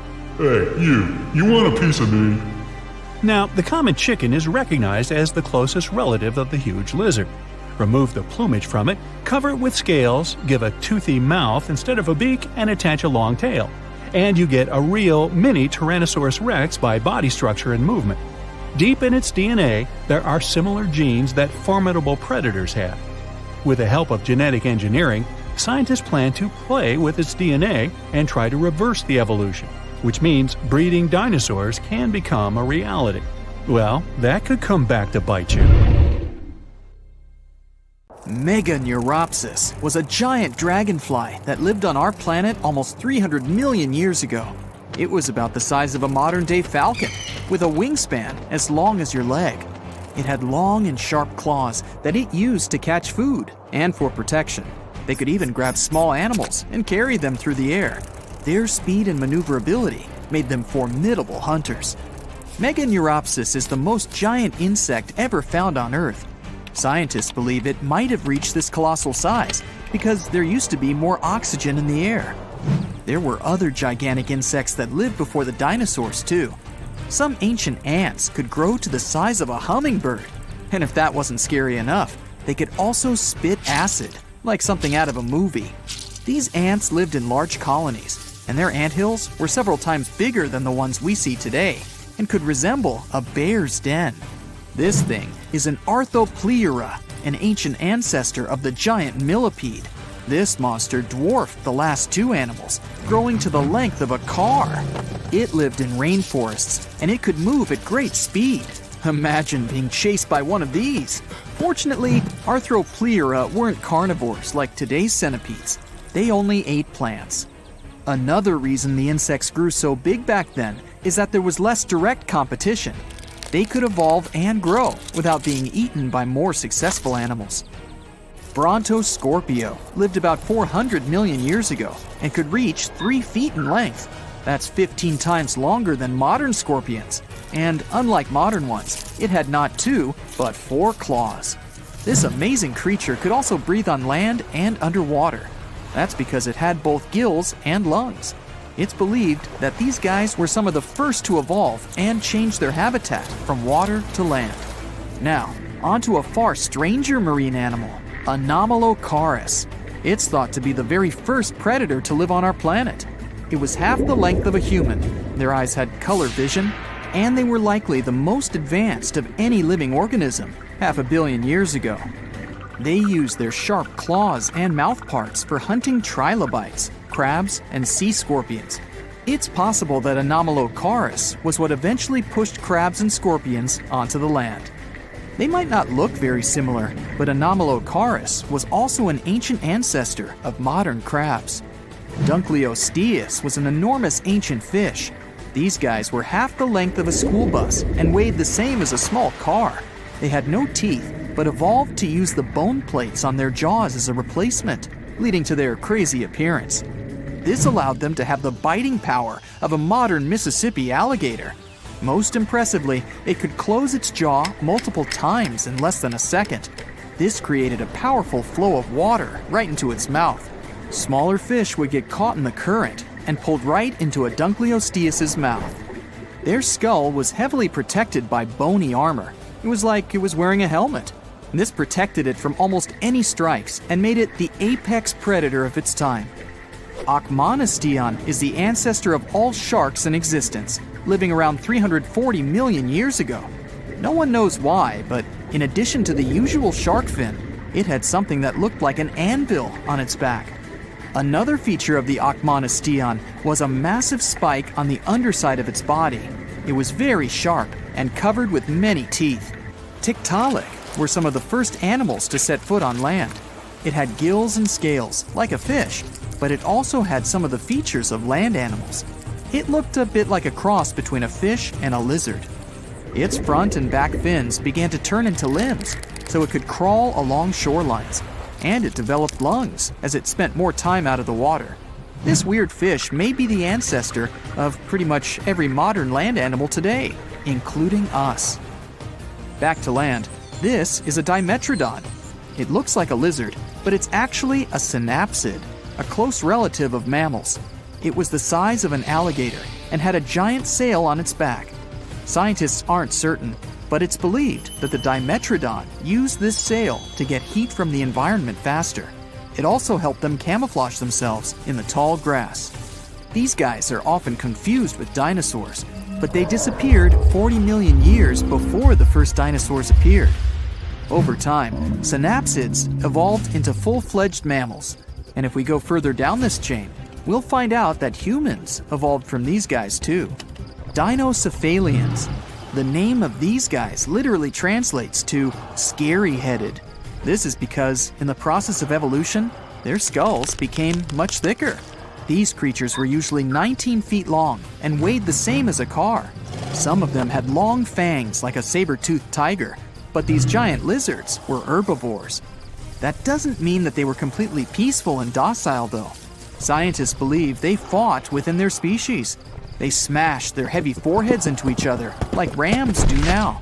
Dinocephalians existed at a time when all our continents were still connected in a supercontinent, called Pangaea. Gorgonopsia looked a little like Dinocephalians, only these guys were carnivores. They were about the size of a wolf, but they spent a lot of time in water too.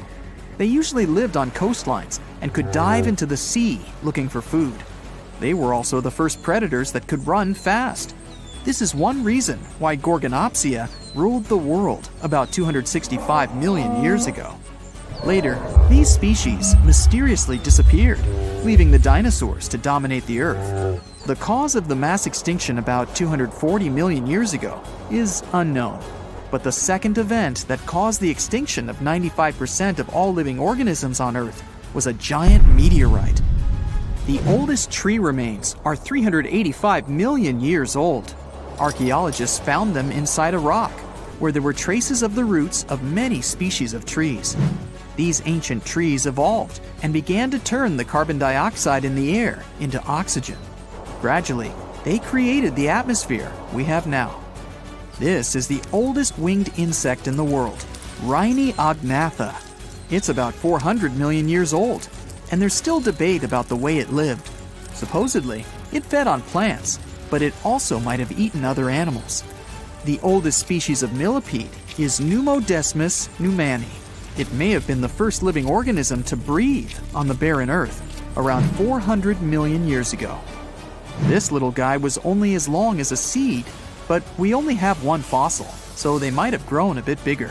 Pneumodesmus might be a distant relative of all the millipedes and centipedes that exist today. The farther we go back in time, the more bizarre the living organisms look. 480 million years ago, Agirocassus coasted through the ocean. For its time, it was the largest animal on the planet, reaching 6.6 feet in length. Fortunately for other sea creatures, it wasn't a scary hunter. It ate the same way that the blue whale does today, swallowing loads of water so it could catch all the tiny things living in it. Dickinsonia lived 550 million years ago. These floating ovals varied a lot in size. Some could be the size of a fingernail, while other species were as big as a kitchen plate. The largest Dickinsonia may have been as wide as a stingray. These animals are so primitive that they didn't even have a skeleton. Some scientists thought it wasn't even an animal, but a fungus. But that was later disproven. Charnia was another animal that scientists originally thought was a plant. They believed that it was just the leaf of something like a fern. They realized that it was an animal when it was found that Charnia lived deep underwater, where photosynthesis is impossible.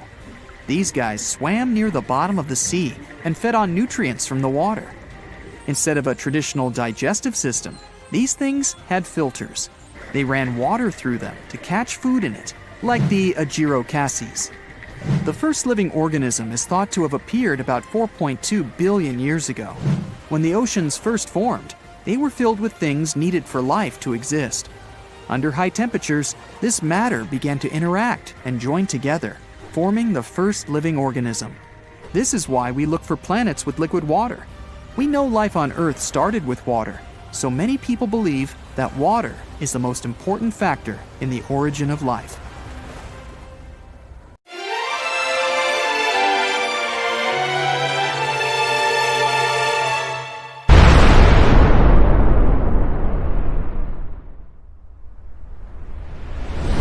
From tiny critters to colossal creatures, all animals are trying to escape from a wall of fire moving in their direction. The temperature is rising, and everything around starts catching fire. Soon, lots of animals and plants on Earth will cease to exist. This is the aftermath of a giant asteroid crashing into our planet. But what if dinosaurs had had critical thinking skills? They could have guessed what was going to happen, because this asteroid was visible a year before the impact. 1 year before the impact. With no city lights, all bright spots in the sky are stars. Some of them are planets reflecting the light coming from the sun, like Mars. But one of these dots is the asteroid. Later, it's going to be known as Chicxulub impactor. It got this name because of the region of modern-day Mexico where it fell. Anyway, at this point, the asteroid looks like a star. It has the same brightness as Neptune. You could even have photographed it with a high-quality camera. If only dinosaurs had thumbs. The impactor is now passing through Jupiter's orbit. From this distance, Earth looks like a pale blue dot.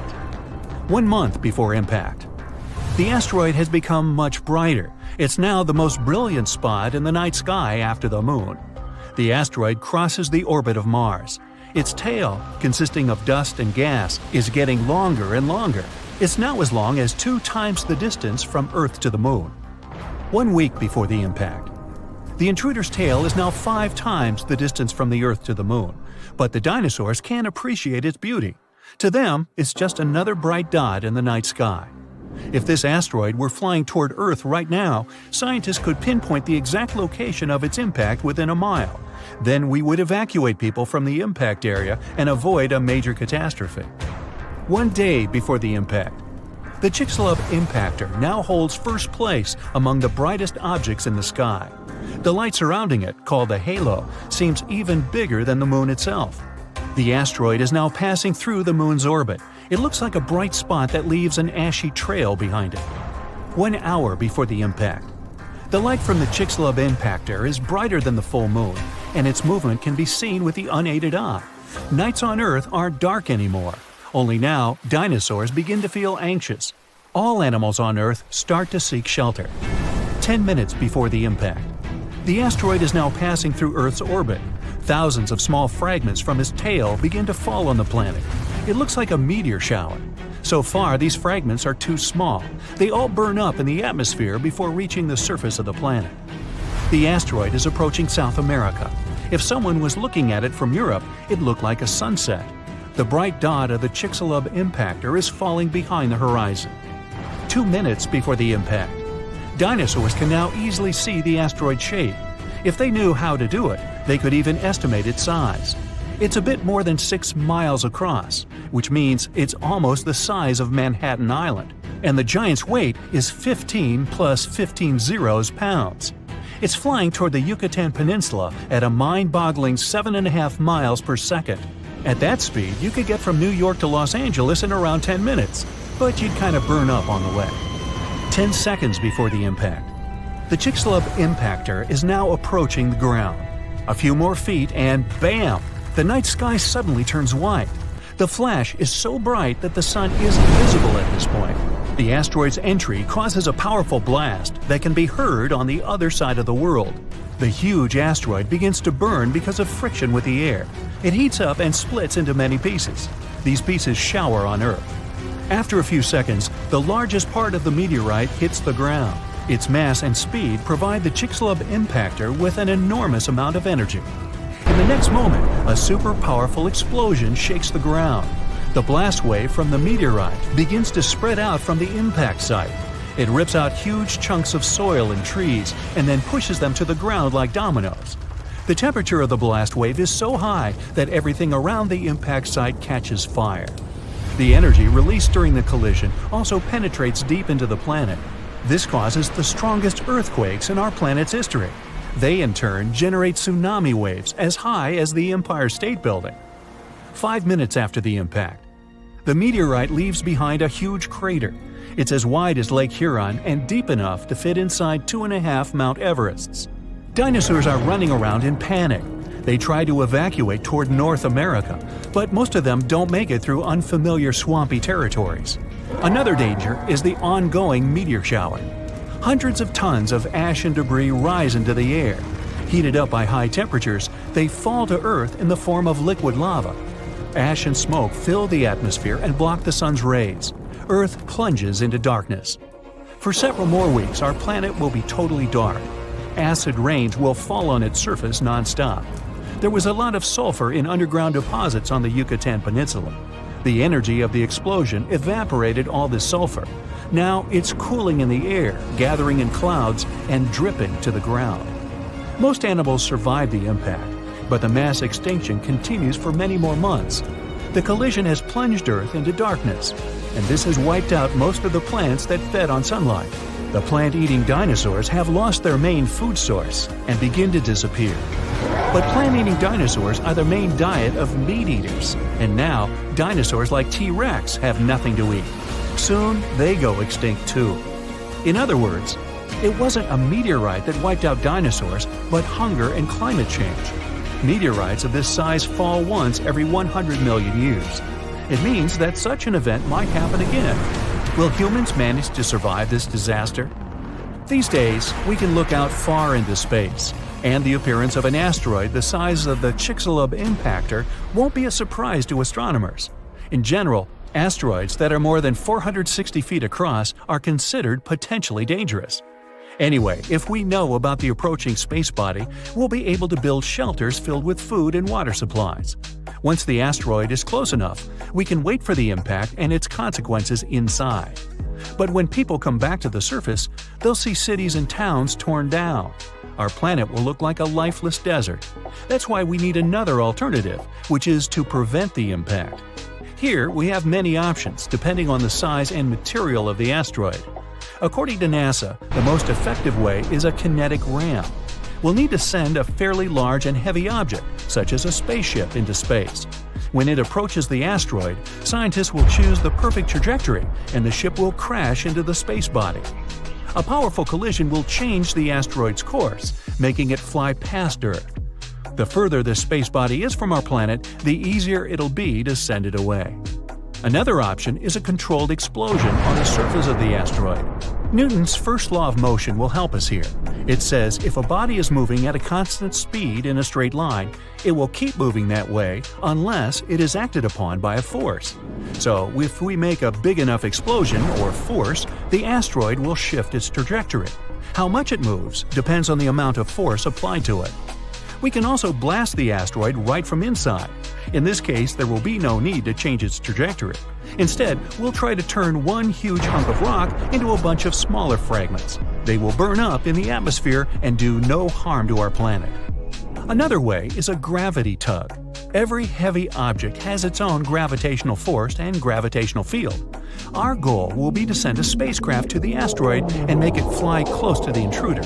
The asteroid will attract the spaceship, but its engines will resist. As a result, the ship will slowly but surely pull the asteroid toward itself. This method will take much longer, but gradually, the trajectory of the asteroid will change and it won't crash into Earth, hopefully. We can also use solar power. We can build a spaceship with a system of giant magnifying lenses. Then we'll send that station closer to the Sun. When we spot an asteroid, we'll point the lens in its direction and focus the beam on the space body. The heat from the Sun will cause the asteroid's material to evaporate. Eventually, this will make the intruder change its trajectory. The problem with that asteroid that destroyed dinosaurs was not that it fell, but where it fell. This colossal space rock found the worst place where it could land. Also, the angle at which it hit the ground was the most unfortunate. If it had fallen vertically, there would have been less destruction. But it fell at such an angle that it threw a huge amount of dust into the air. After the disaster occurred, tons of soot started burning. 65 million years ago, only 13% of Earth's surface contained the right amount of sulfur and oil needed to form a colossal amount of soot. If the asteroid had fallen on the other 87% of the territory, dinosaurs could still be living today, but it hit the worst place and lifted 1 million tons of burning material into the sky. A cloud of incandescent particles covered the sky and set off on a journey across the mainland. Then, these particles settled on the ground and caused large-scale fires. Trees were burning and sending more soot into the sky. But the asteroid collided not only with rocks, it fell on the coast in a place where the seabed was filled with sulfate. As a result of the collision, it started burning, which caused the release of sulfuric acid into the atmosphere. The air became poisoned. It seems the dinosaurs didn't stand a chance. And now, let's imagine the asteroid falling in another place, somewhere in the middle of the ocean. Huge waves flooded part of the land, but almost all kinds of dinosaurs survived. Or even better, the rock could have fallen somewhere in the desert and left behind a giant crater. That's all. Yes, several dinosaurs passing by wouldn't have survived the collision, but the situation wouldn't have been so critical in general. So, giant lizards remain dominant on our planet. They don't allow other animals to develop since Tyrannosaurus and other ferocious reptiles hunt mammoths and other ancient creatures. The population of mammals is decreasing. Velociraptors are fighting for territories with saber-toothed tigers and giant bears.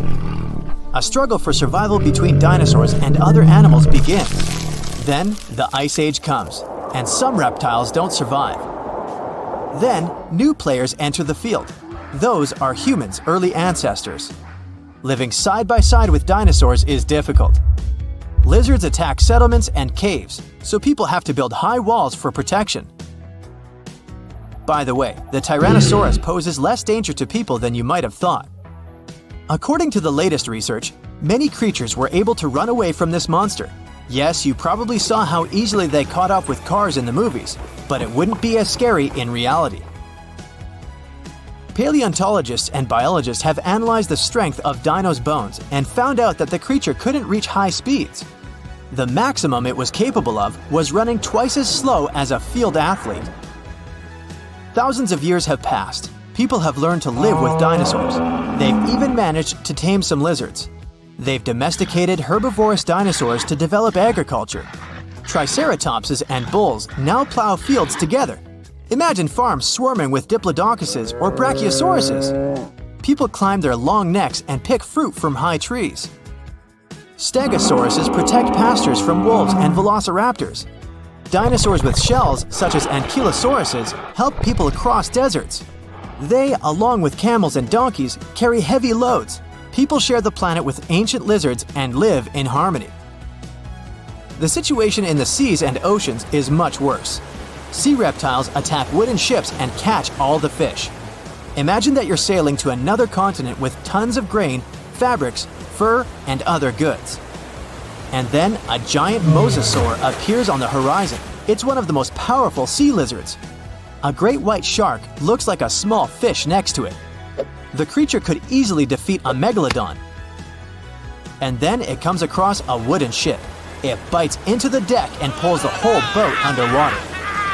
Water dinosaurs are the main obstacle to communication between countries. This slows the progress down for 100 years. People built metal ships to withstand the attacks of the mosasaur. And finally, they managed to establish sea connections. A similar problem occurs when the first planes take off into the sky.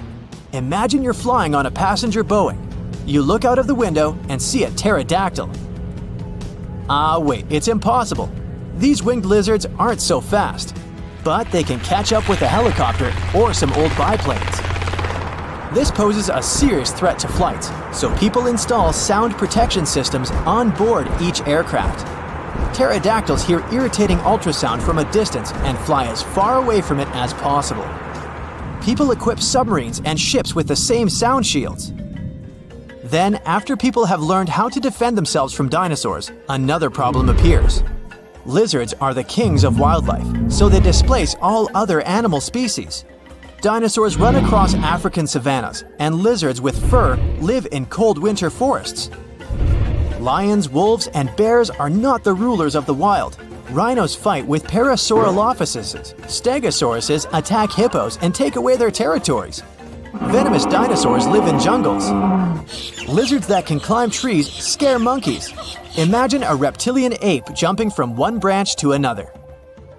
To save regular animals from extinction, people have to control the population of predatory reptiles. Huge parks and nature reserves appear in all countries. People transport dinosaurs there and separate them from other wildlife. Dinosaurs seem to be completely under control. When the danger caused by giant reptiles passes, people begin to breed smaller, harmless lizards.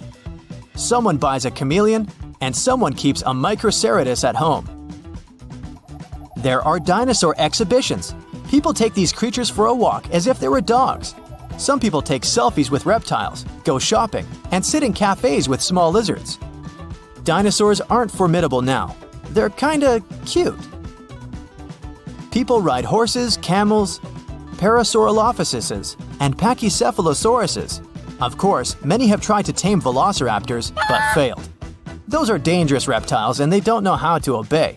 Taming them is almost as difficult as taming an alligator. But dogs and cats are still more popular because they're more intelligent. The brain of a dinosaur is almost the same as that of a chicken. But who knows, if they had lived to this day, perhaps they would have evolved into smarter creatures. Just imagine if dinos were intelligent. In this case, people would have a big problem. Some scientists think that even if a meteorite hadn't destroyed the dinosaurs, they wouldn't have survived to this day. They needed to carry their own colossal weight at all times. It was an enormous load on their bones and joints. Most dinosaurs wouldn't have been able to survive the Ice Age with such characteristics, but smaller lizards might have succeeded. Fast and agile dinosaurs, such as velociraptors and Pachycephalosauruses, would have survived, but in what form? Could dinosaurs have already evolved into something else? Look at the good old chicken. Many scientists believe it's a direct descendant of the formidable Tyrannosaurus. Somewhere deep inside the bird's DNA, there are genes that the dinosaur had. Yep, it's hard to believe, but look at the chicken's body structure and how it walks.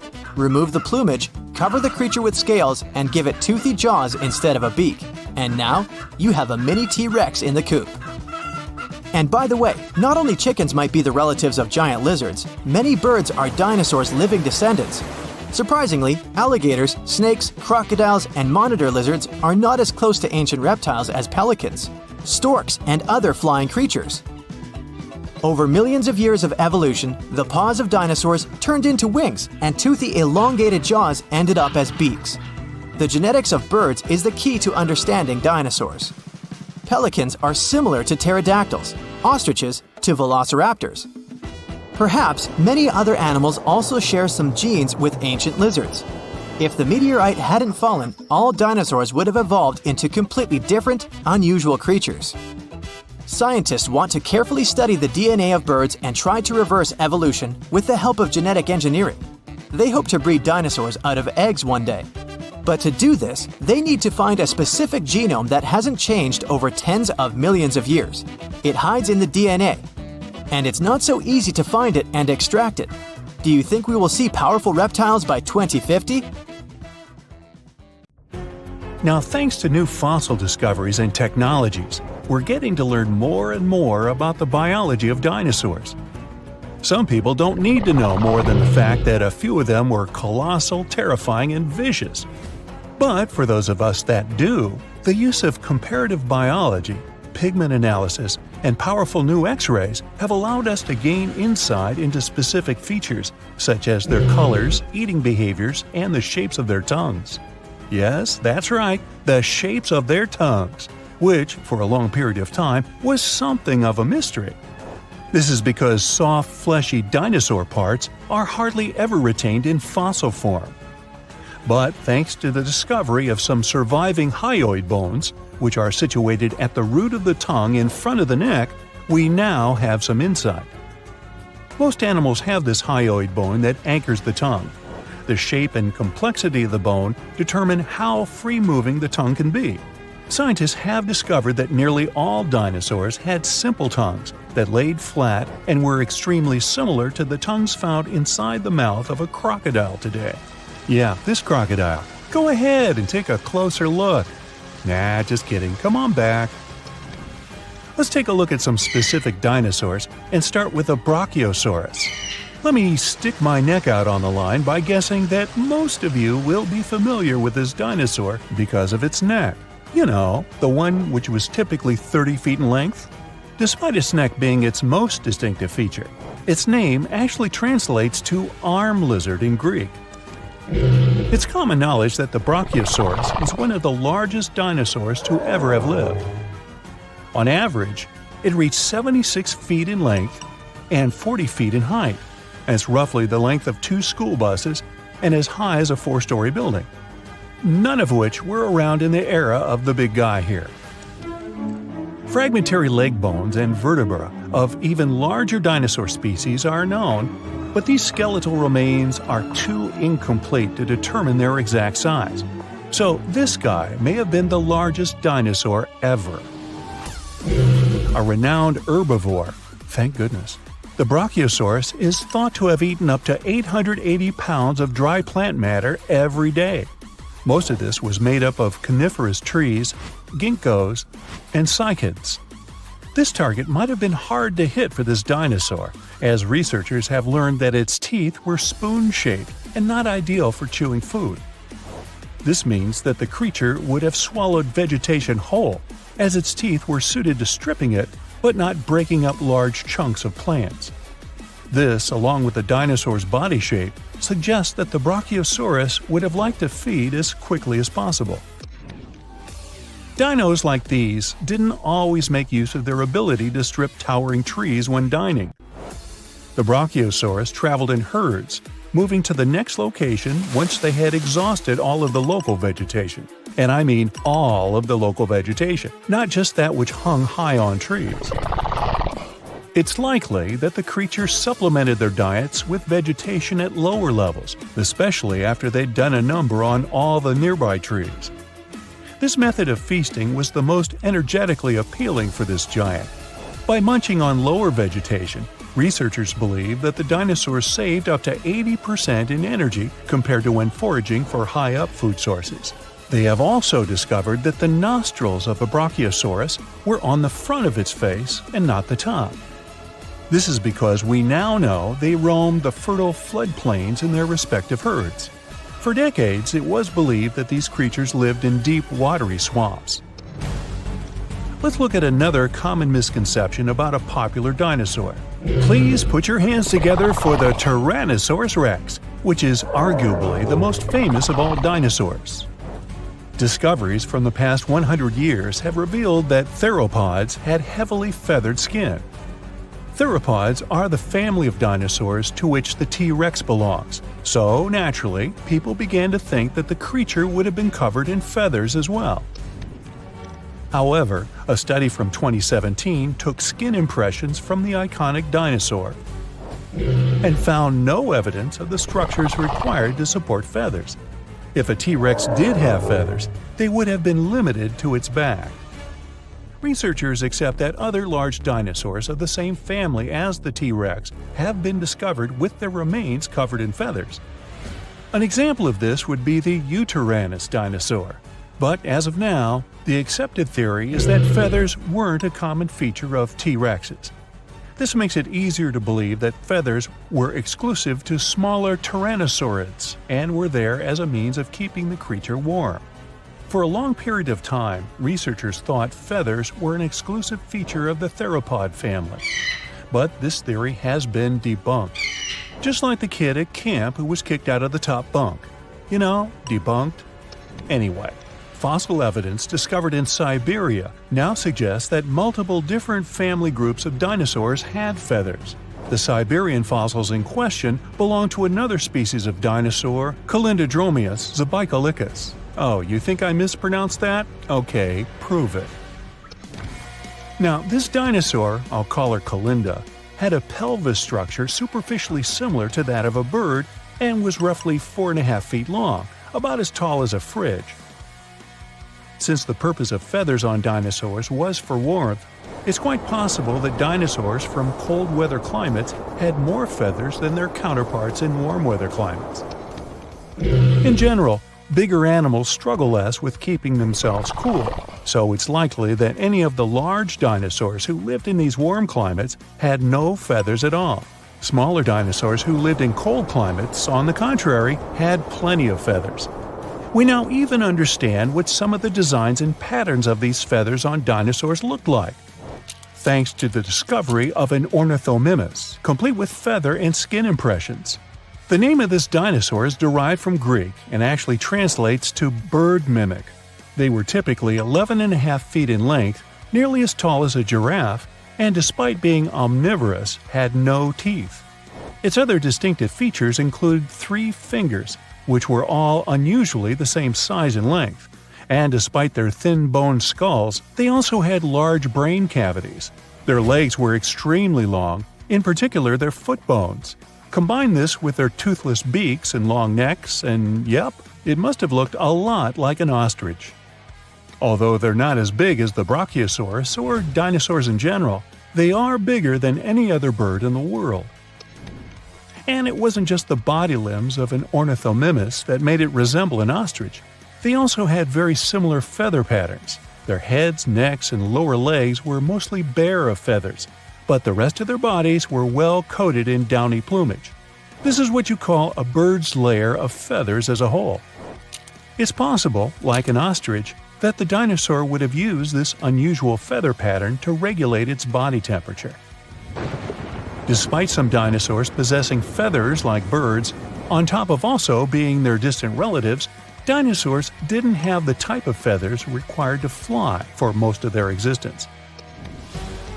Feathers found in fossil impressions or preserved in amber have allowed researchers to gain insight into why these creatures weren't very aerodynamic. The structure of these feathers appears to be very simple, with a poorly defined and flexible central shaft. These feathers would have better served any dinosaur as a fashion statement, as they would have helped attract the attention of other dinosaurs. These feathers also would have had the ability to regulate body temperature. Surprised to hear that dinosaurs had ostrich-like feathers? Wait till I tell you that their prehistoric distant reptile cousins had something that looked like fur. Allow me to introduce you to the pterosaur. Its name is derived from Greek and translates to winged lizard. Just like dinosaurs, they were initially thought to have scaly or leathery skin all over their bodies. But over the course of the 20th century, fossil examinations revealed that many parts of a pterosaur's body were furry. The wingspan of a pterosaur could reach the length of over 23 feet, about as long as a London bus. Its toothless jaw was very long and resembled that of a pelican. How could something that looks like a pelican be so terrifying? These creatures were coated in pycnofibers. Those were simple structures, feather-like in composition, but strand-like and fuzzy like fur. Further research suggests that some parts of the pterosaur's body had more complex kinds of feathers with branching strands. If this is accurate, it would be the first time feathers were found on an animal that was neither a dinosaur nor a bird. They ruled the planet for over 170 million years and then disappeared. History says it was a huge city-sized asteroid that came from space and hit the land of the Yucatan Peninsula around 66 million years ago. It caused terrible environmental changes, debris in the air blocking the sunlight so the plants couldn't survive. Temperatures on Earth's surface plunged. The animals were struggling to survive until they finally went extinct. At least, that's something many paleontologists believe happened. Now, they found out dinosaurs were about to go extinct even before the asteroid. Their diversity started to go down 10 million years before the asteroid. Older, long-living species didn't evolve enough to adapt to all changes in the environment, such as higher sea levels, massive volcanic activity, cooler periods. Dinosaurs preferred a warm climate because it helped them to keep a stable body temperature. Dinosaurs lived on all 7 continents, even in Antarctica. That's because it wasn't all ice back then. Around 90 million years ago, Antarctica was a swampy rainforest with a warm, pleasant climate. It was even in a different location, only 560 miles from the then South Pole. That was the time of the warmest climate on our planet. The sea level was 560 feet higher than today, and the tropical sea surface could reach temperatures up to 95 degrees.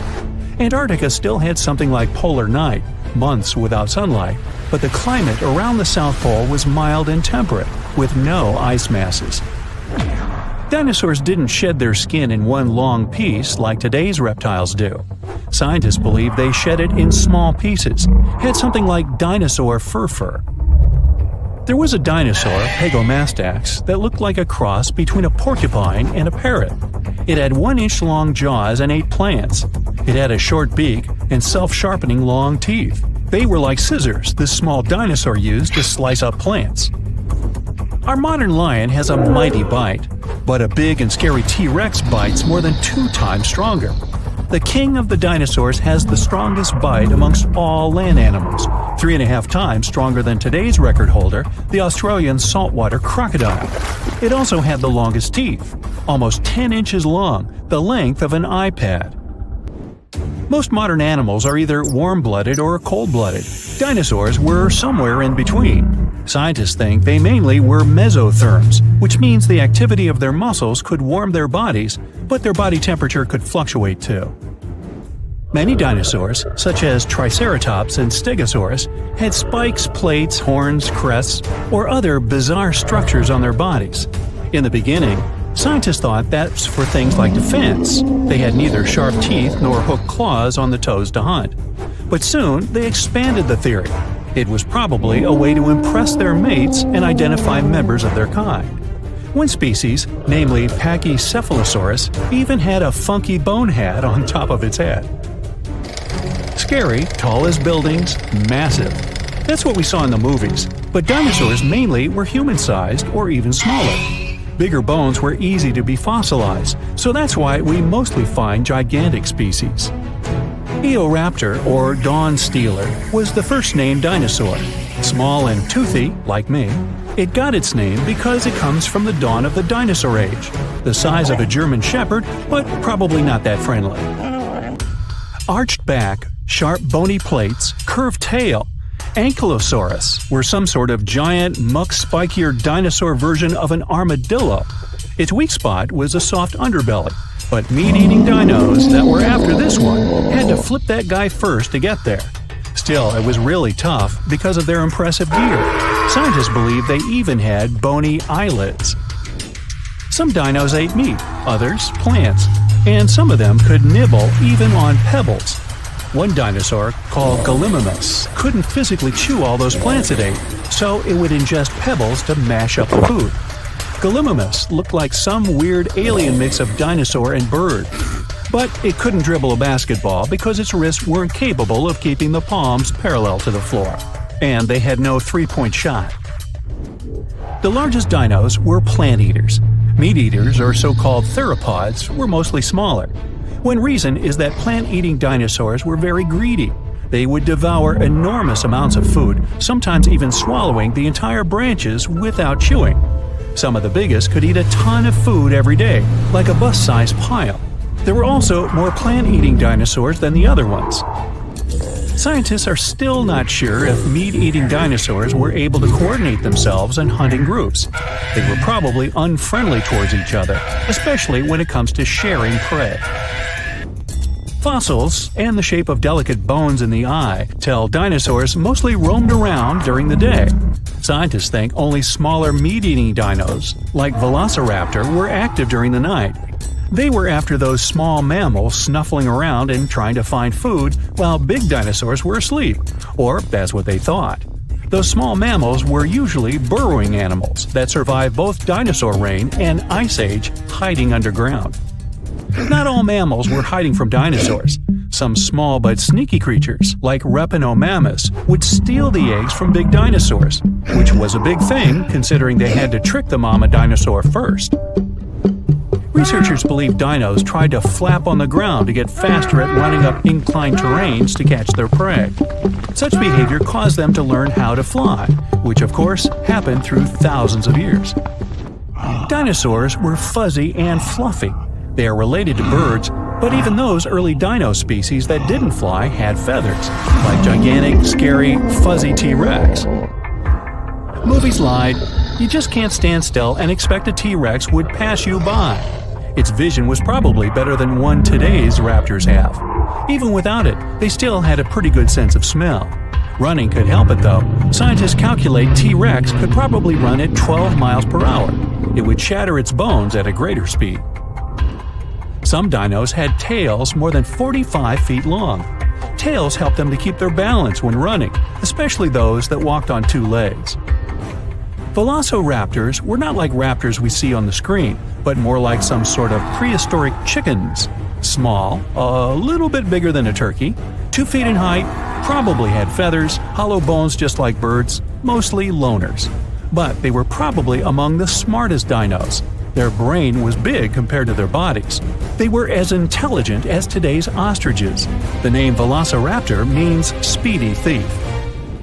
Stegosaurus had a pretty big body, spiky plates, and a tiny brain, the size of a walnut or lime. But at least it had its own air conditioner. Researchers found out its spikes were filled with veins that transferred blood and developed a theory that they were cooling its giant body that way.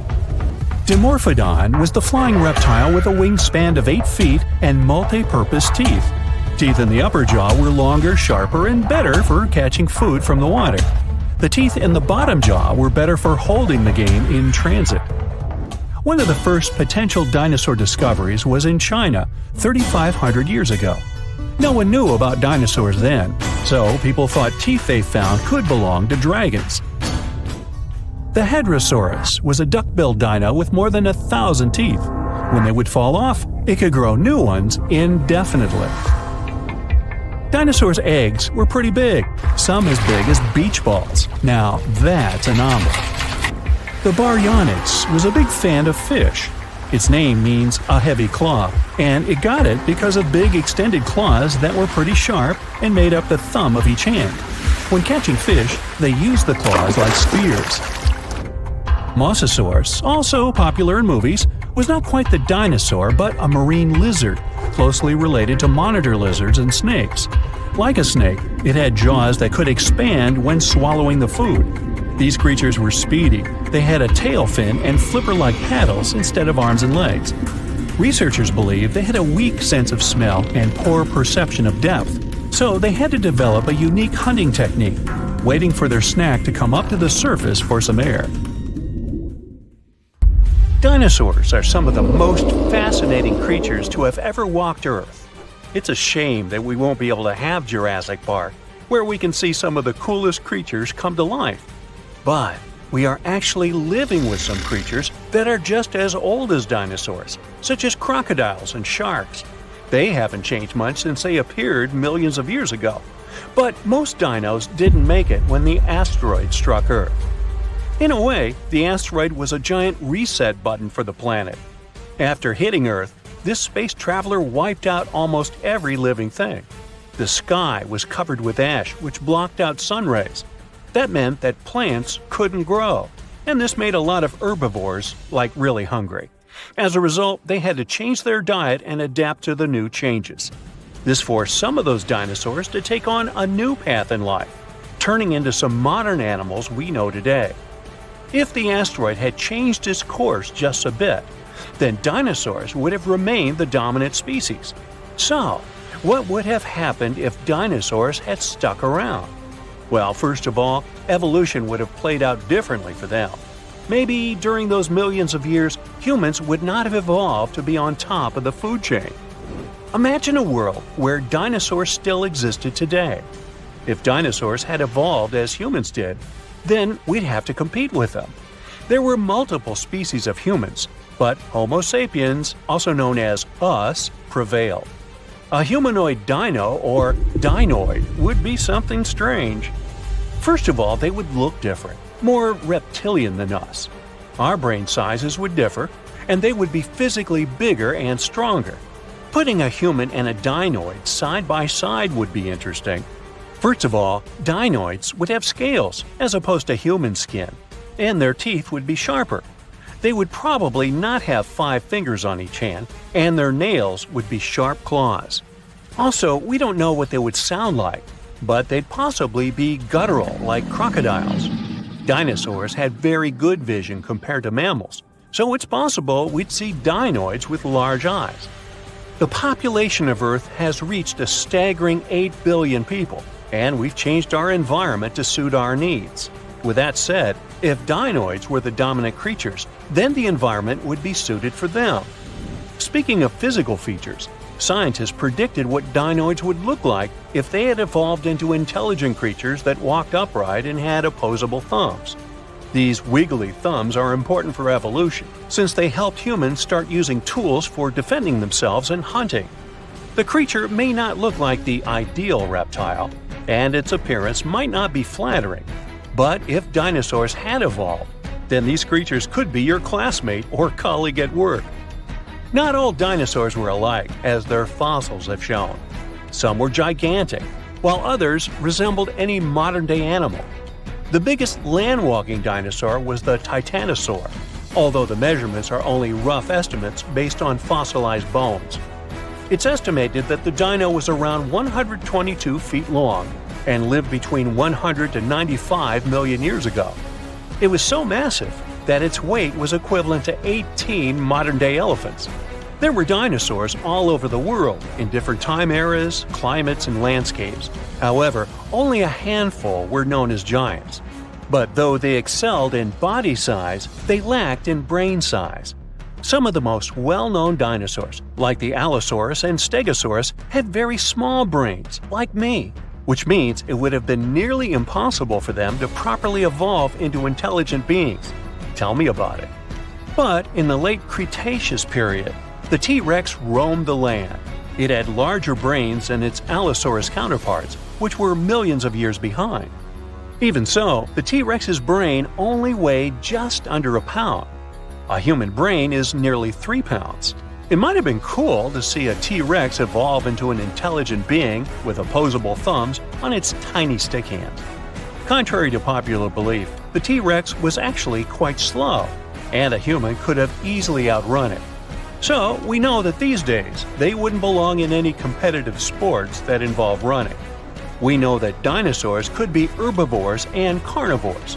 But throughout their evolution, one thing remained the same: they had small brains. Other forms of dinosaurs were around too, such as long-legged and horned dinosaurs. Either way, they were on top of the food chain even when little mammals had cameo appearances. We have to consider that when the asteroid struck and wiped out dinosaurs, mammals took over the scene. If dinosaurs and mammals had shared the dominant position in the food chain and had followed a similar path in their evolution, then today's reality would be completely different than what we have now. Dinosaurs would have bigger brains and would compete with humans for the title of the smartest creature. One of the reasons why humans and parrots can talk is because of the strength and shape of our tongues. The evolved dinosaurs would have a different skull, shaped to fit such a tongue if they wanted to talk like humans. One of the reasons why humans made it to where we are now is because we evolved to stand upright to detect predators. This was one challenge we had to overcome in order to survive. But what would dinosaurs need to challenge if they were already the most dominant creatures? Some of the big-brained dinosaurs had long legs, which means they could run fast, detect predators, and grab food that otherwise would be beyond their reach. Their evolutionary path would be very different from that of humans, and maybe even more advanced. Their brains could have evolved into something impressive. They could turn out smarter than us and possess quicker reflexes. Imagine dinosaurs discovering gravity instead of Isaac Newton, or a dinosaur writing plays and poems better than William Shakespeare. Imagine dinosaurs possessing the creative knowledge to produce some of the finest art in history. Music and cinema would revolve around dinosaur culture, and fashion would look otherworldly. We would live in peace with dinoids, but we would certainly compete with them. The World Cup would feature dinosaurs and humans playing for their national teams, but clubs would be exclusively human or dinosaur. Some professions would be dominated solely by one species, and more physically demanding jobs would be taken by dinosaurs, like laborers and security guards. Eventually, dinosaurs would take over the world since they would be physically stronger than humans and would have better advantages than us. Humans, on the other hand, would need to figure out a way to keep up with dinosaurs. Mammals had a different path of evolution, where they never became gigantic super beasts as dinosaurs did. Instead, their brains developed and grew big. But even though humans are the smartest creatures on the planet, we don't have the biggest brain. Animals like orcas, whales, elephants, and other apes have bigger brains here. So why are we smarter than them? The answer is we don't know. The brain is the most complex organ we have, and we know so little about it. We don't even know exactly why it's so complex or why it behaves like that. Today's dinosaur descendants, like crows and parrots, have complex brains, which allows them to communicate, use tools, and even count. Bigger doesn't always mean better in this case. A parrot's brain is smaller than a cat's, but it's far more complex and intelligent than that of any feline out there. Some scientists argue that dinosaurs from the movies aren't 100% accurate, and that they used to have feathers. In terms of evolution, some small feathered dinos might have followed the path of primates. They might have evolved into a tree-dwelling primate that may also have followed the path of becoming another species of human. Big herds of dinosaurs run through the forest. The temperature rises rapidly, and everything behind them begins to ignite. Some dinosaurs get stuck in swamps and can't get out. Pterodactyls fly over their heads as they try to avoid the blast wave that will soon cover the Earth. This event happened about 66 million years ago. It wiped out almost every living thing on Earth. Birds and flying dinosaurs were just about the only ones who could survive the most massive extinction event ever. Hey, don't blame me, I wasn't around then. Let's go down their evolutionary tree to look at the world's first bird, Archaeopteryx. It was about the size of a modern raven, but it looked like a small dinosaur with feathers. It had many small conical teeth, almost like alligators. It's because Archaeopteryx was closer to reptiles than to birds. However, its brain was 3 times larger than that of these reptiles. Although it had wings with feathers, it could hardly fly like modern birds. Its shoulder joints didn't allow it to lift its wings above its back, so it couldn't make a full wing beat. Most likely, Archaeopteryx was capable of gliding flights with small wing flaps. Evolution has led to more evolved species capable of full flight. Pterodactyls. These guys had no feathers, but membranes made of skin and muscle. Its wingspan was about the length of a human leg. It could fly perfectly and catch fish and small animals. Although flying dinosaurs could easily outrun terrestrial predators like velociraptors and T-Rexes, most of them didn't make it through the impact of a giant meteorite. Let's look at this event step by step to see how they got to our time. 10 minutes before the meteorite crash. A massive rock about the size of Manhattan Island is moving towards Earth in space. It weighs 460 trillion tons. That's like 3 trillion blue whales, the heaviest mammals that ever lived on Earth, and it's approaching our planet at 12 miles per second. At that speed, it could cross the Atlantic Ocean in just 4.5 minutes. That's twice as fast as our modern spacecraft could fly. 5 seconds before the meteorite crash. Ooh, this is getting tense. The Earth's gravitational force continues to pull the giant meteorite. It blows a hole in our atmosphere and creates a popping sound so loud you could hear it on the other side of our planet. All the animals on our planet wake up in a panic. They lift their heads up and see a huge rock that begins to burn through the air. Smaller fragments start to break away from the main meteorite. This fire is so bright that it shines almost like the sun. Flying dinosaurs and other ancestors of modern birds are the first to sense danger. They make a beeline to the sky and try to fly as far away from the impact site as possible to save their lives. The moment of impact. The colossal mass and velocity of the meteorite give it an enormous amount of energy. As soon as it touches the Earth, it causes an explosion of 150 trillion tons of TNT. The blast wave literally rips out chunks of our planet and throws them up. A huge wall of energy begins to move from the point of impact in all directions. It snatches the trees out with their roots and pushes them to the ground like dominoes. The shockwave completely wraps around our planet. This energy turns into heat. Everything around the impact site begins to ignite. Green jungles and trees turn into smoldering charcoal in seconds. The ground and rocks simply evaporate. The collision caused a massive earthquake. Some dinosaurs may have fallen into cracks that appeared in the ground. A strong earthquake caused a tsunami with waves higher than the Empire State Building. Dinosaurs that weren't trapped in the burning forest were washed away by the enormous waves. The dinosaurs of North America try to escape by running to the north, but the blast wave inevitably catches up with them. Flying dinosaurs have no problem with earthquakes or tsunamis. They fly high enough to avoid the giant waves, but they will have to contend with continuously falling meteorite debris. 5 minutes after the meteorite crash. A meteor shower of giant rock fragments continues to fall to Earth. Some meteorites were the size of a car, others were more like a large building. Ashes and dust rise into the air. Their temperature is so high that they melt and turn into liquid lava and then fall back to Earth, causing more fires. Meteor showers cause trouble for flying dinosaurs too. They have to maneuver and dodge the falling red-hot rocks. The high temperatures are a huge problem for them because it might make them lose feathers. With no feathers, they aren't able to fly. 10 hours after the meteorite crash. The dinosaurs continuously ran north all this time. They found themselves in unfamiliar territory with many swamps. Giant dinosaurs like T-Rexes have legs as long as an adult human's height. They have a chance to get through this terrain, but if they fell, they could never get back up. The smaller dinosaurs like Triceratops had short legs and couldn't go through the dense swamps. 1 month after the meteorite crash. 15 trillion tons of ash were ejected into our atmosphere. A dark cloud blocked the sun, and the Earth was immersed in complete darkness. Surviving plants couldn't feed on the sun's energy and stopped producing oxygen. Surviving dinosaurs could hardly breathe because of the lack of air and a large amount of dust.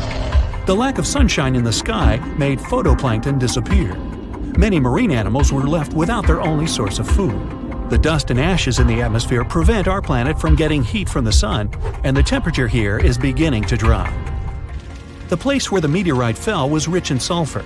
This toxic acid evaporated at the time of the impact and formed in clouds. Now there are acid rains on Earth.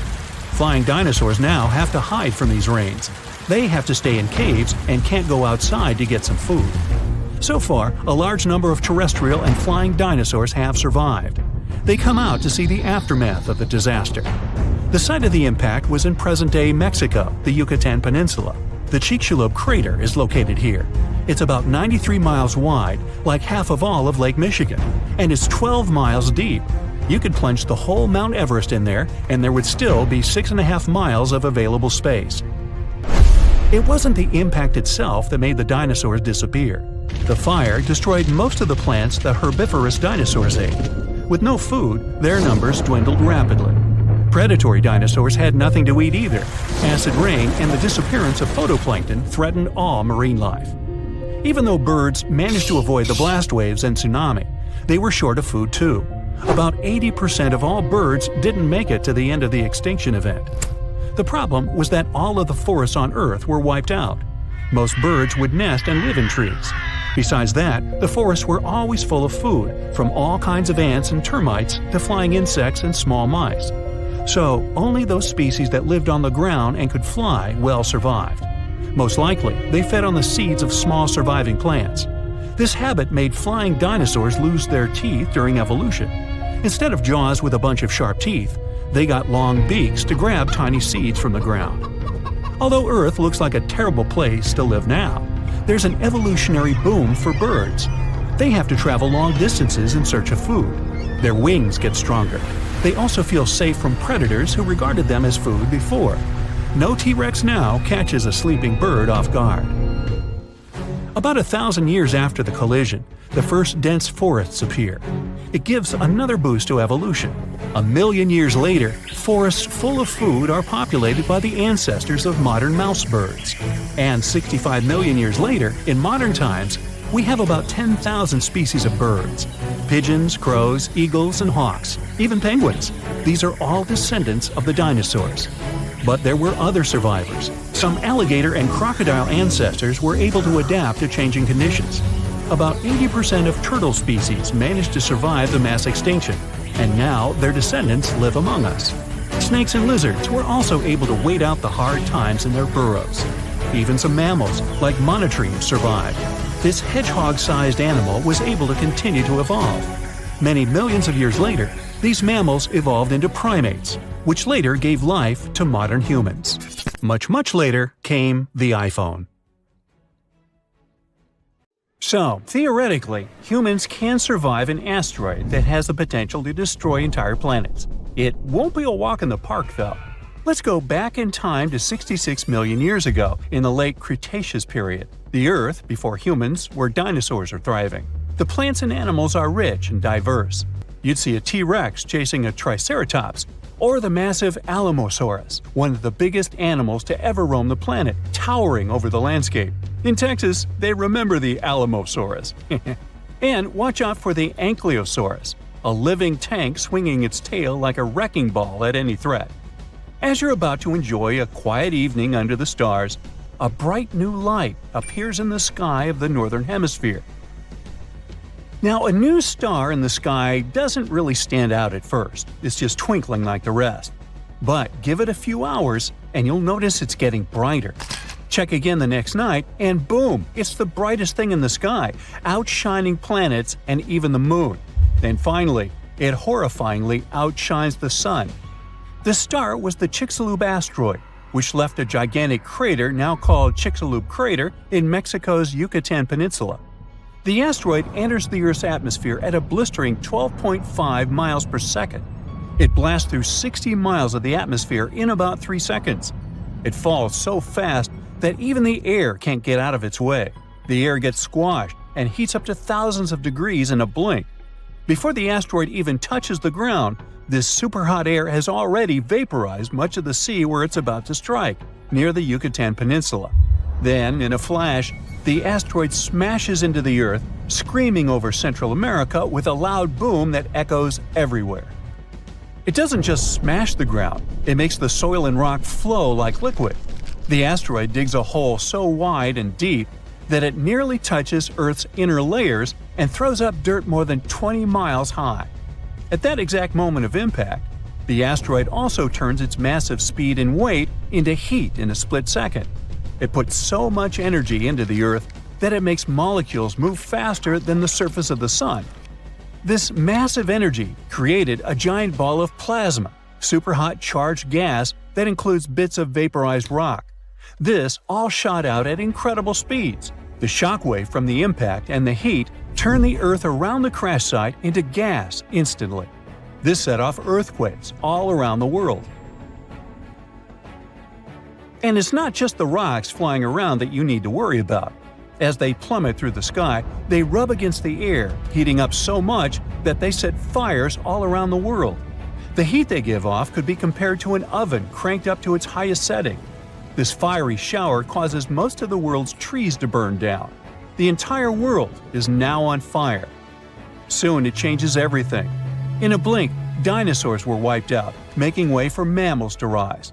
And not only dinosaurs, 75% of species and big creatures disappeared, leaving behind only some small birds and critters. So, how could you, a human, survive something like that? Now, some animals made it back then. To survive, we need to learn from their resilience. The only birds that survive even in the toughest conditions are the ones nesting safely on the ground. Among the few larger animals that manage to dodge extinction, all have ways to deal with the heat. Some, like certain small mammals, snakes, and lizards, can dig themselves into cooler underground burrows. Others, like crocodiles and turtles, just hide in the water. So, if you're exactly on the other side of the planet when the strike happens, and you act super fast, you might just make it. Right now, the impact is about 10,000 miles away, but don't underestimate its power. As soon as you hear the loud boom, head underground as quickly as you can. And be careful, because you'll feel the earth shake about 30 minutes later. Hide in a deep cave, preferably with a narrow entrance. It would protect you from the falling debris, and the temperatures underground would be stable. Also, some caves have natural water sources, rivers or streams. You might also prepare for the not-so-great diet of insects, fungi, or poor small animals that also seek refuge in the cave system. But it's better than nothing. You also need to be extremely far away from any large bodies of water. Being near the ocean might seem like a safe bet during a massive asteroid impact because the sea can buffer extreme temperature changes. But the earthquakes trigger terrifying tsunamis, even in lakes or fjords. The asteroid's crash sets off not just one tsunami, but many, and they're as tall as skyscrapers. Within an hour, colossal waves between 600 and 1,000 feet high hit the Gulf Coast, slamming into places like Mexico and the southern United States, and flooding miles inland. These waves are so powerful, they even push rivers backward. These tsunamis continue around coastlines, reaching the east coast of the United States, and 6 hours later, they hit Europe, Africa, and the Mediterranean. By 15 hours after the impact, there isn't a coastline on Earth that hasn't felt the wrath of these waves. Well, let's say you survived the initial impact somewhere deep underground, but your troubles have only begun. The Chicxulub asteroid strikes a region loaded with sulfur. This sends 100 billion tons of sulfur and an enormous amount of water into the sky. The water vapor forms massive storm clouds. They start to rain acid. In colder places, huge snowstorms bury the land under feet of snow each day. The impact also vaporizes massive amounts of oil, throwing up 150 football stadiums worth of it into the air. This oil turns into a thick black soot in the stratosphere. It coats the Earth like black paint. And even when the acid rain calms down, this carbon stays up above the clouds and doesn't wash away. This sooty layer blocks out 90% of sunlight, plunging the Earth into a cold darkness that lasts for at least 3 years. The world cools down by about 50 degrees on average. Now, when you finally leave your deep cave, you must look for places where you won't freeze. The only spots spared from the frost are tropical islands like Madagascar, India, which was an island back then, and Indonesia. These places have surviving plants and animals, and they even continue to get fresh water, unlike most of the world. Everything else in the world looks like a huge nuclear wasteland. These tropical islands are safe spots during an asteroid apocalypse, but don't think of them as paradise. These places still only get about 10% of their usual sunlight and barely enough rain to avoid turning into deserts. In this chilly, gloomy setting, most food chains fall apart. If you want to survive, you'll need to bring lots of extra food with you, for the next 6 years at least. Now, some things are lucky enough to survive. Fossils tell us that freshwater ecosystems did well, so staying close to a river or estuary might be your best shot at finding food. You could come across turtles, crocodiles, and some fish. Animals like clams, snails, and small crustaceans that live in the sediment also manage to hang on. And while a bit warmer than everything else, these places are no walk in the park. You'd need to pack warm clothes to have any chance of survival. Now, if we add all this together, the best spot for surviving the Chicxulub asteroid would be Indonesia. It's a mountainous, tropical country that consists of several islands. There, you'll find bearable temperatures, a bit of rainwater, and a deep cave for shelter. This could protect you from the falling tektites, the intense heat, and even help you find something to eat in the rivers and lakes. But if you stumble upon any shrew-like creatures while scavenging for food, time traveler, please let them be. It's not clear how many survived the Chicxulub impact, and eating one could have unforeseen effects on the future of humanity. Like, don't eat your great-great-great-great-great-great-grandfather, right? Are you sure that it was an asteroid that caused the extinction of dinosaurs? There's this huge drama about why these horrifying creatures disappeared. It's a big deal in both science and movies. But what really happened to the dinos? How do scientists figure it out? And why does it even matter? Let's see. Let's take a trip back to England in 1842. There was a scientist named Sir Richard Owen.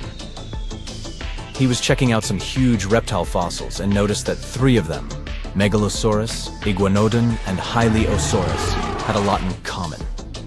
So he had this light bulb moment and decided to combine all these creatures into Dinosauria, which means terrible lizards in Greek. The scientists were studying dinosaurs and grouping them based on their looks. But then, Charles Darwin showed up and gave even a better idea.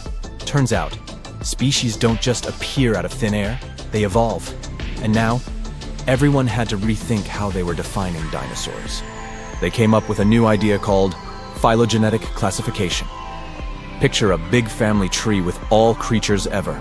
Somewhere up there, we find Megalosaurus and Iguanodon. And we say all dino descendants come from their common ancestor. It's like tracing back your family tree, and if we go far enough, we find the ultimate dino ancestor. Sounds like a plan. But then, things got a bit complicated. When we talk about dinos, we've got the ones with feathers and beaks and the ones without. That's when we found out that birds are cousins to certain dinosaurs, maybe even evolved from them. After learning that, scientists had to look at the bird family tree and rethink the dino definition. In the end, they decided that birds are kinda dinosaurs, but not exactly. Confusing, huh? But in any case, now we have two groups. The first one is birds, and the other one is non-avian dinosaurs, which are extinct. That means now we have to reconsider our question. Instead of asking what caused the extinction of dinosaurs, it should be what caused the extinction of non-bird dinos. The answer might seem simple. People often think of a gigantic space rock as the dino destroyer. It's probably the first thing that pops into your mind. Even Google and other search engines agree on this one, like best friends copying each other's homework. History teaches us that about 66 million years ago, dinosaurs totally vanished, except for the ones that became birds. Of course, the truth is more complicated. And not all dinos vanished in one go. Some went the natural way, and there were many extinctions here and there during their time on Earth. But the big event we're talking about looks like a movie scene change. Like suddenly changing the channel on a TV. One poof. And the Earth went from the time of dinosaurs to the time of mammals. Scientists call these time periods the Cretaceous and Paleogen. We even give this special event a nickname, the KPG, or KT Extinction. Some even refer to it as the 65 million years ago event, even though the more correct number is 66 million years ago. We've got two main theories in the spotlight: asteroids crashing and volcanoes erupting like crazy. Let's talk about the asteroid idea. So, around 66 million years back, imagine a humongous asteroid smacking into Earth. This thing was about 6 miles wide, about as big as Mount Everest. It zoomed through the sky super fast, like a mountain going 100 times the speed of sound. And when it hit, it released a ton of energy.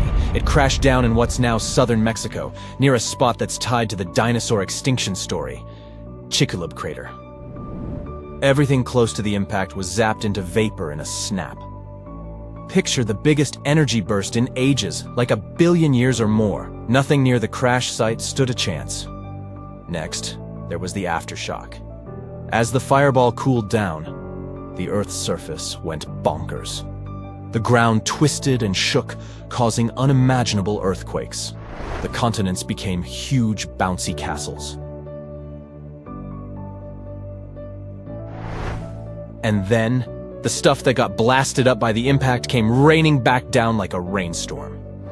Even if you weren't near the huge pieces falling in Mexico, you'd get hit by these smaller, super hot bits flying through the air. This made the air so toasty that forests burst into flames all around the world. Are you ready for more? Time for a massive tsunami. The ocean floor got all churned up, pushing waves inland around the Gulf of Mexico. But just imagine, even all that wasn't enough to destroy all the dinosaurs. For example, dinos in New Zealand were pretty fine, but we know that they all went extinct. So what happened to them? They felt a little rumble, and suddenly, the sky started getting all dark and gloomy, as if it was nighttime. And hold up, what's that? A blanket of ash is slowly creeping around the whole planet. Now, here's where the real drama happens. The big problem with the asteroid crash wasn't the instant boom you might think. It's all about the long-term effects. Imagine the stuff that got blasted up into the sky blocking the sunlight. Days turn into nights, and temperatures drop very sharply. A lot of plant-eating dinosaurs passed away, and hunters were having a great feast, but not for too long. Without sunshine, the food chain falls apart very quickly. Then, the ash falls back to Earth. Things go from bad to worse. other nasty stuff starts floating around in the air like carbon dioxide. This carbon dioxide mixed with shattered seafloor bits makes the temperature go wild. The Earth was playing hot and cold all at once. That's when somewhere between 50 and 80% of dinosaurs said goodbye forever. What's even more sad is that this number only counts the species themselves. If we look at the number of individual animal lives lost, it's even higher. You might think that at least the poor mammals finally got their chance after the dinos left. But even mammals had a tough time. We are very lucky that a few brave mammals managed to survive this crazy chaos. The ones who made it were like the little champs with speedy energy systems, flexible diets, or secret hideouts. But this story is only one hypothesis. Next, we have the volcanism hypothesis. Volcanoes. These fiery mountains are used to spitting out molten rock and causing epic destruction. But surprisingly, this theory isn't about explosive eruptions. Nope. It's about something sneakier and slower. Around 1 million years before the Dino Doom, there's this big change happening under the Earth's surface. Way below where India's floating, a rock river starts forming, heating things up. And then, India gets hit hard. It turns into a sea of lava, like a fiery ocean. It's like a gazillion of dump trucks filled with lava slowly pouring out.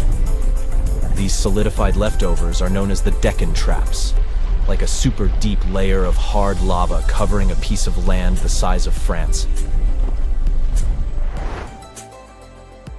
And just like in our asteroid story, the real trouble comes from the air.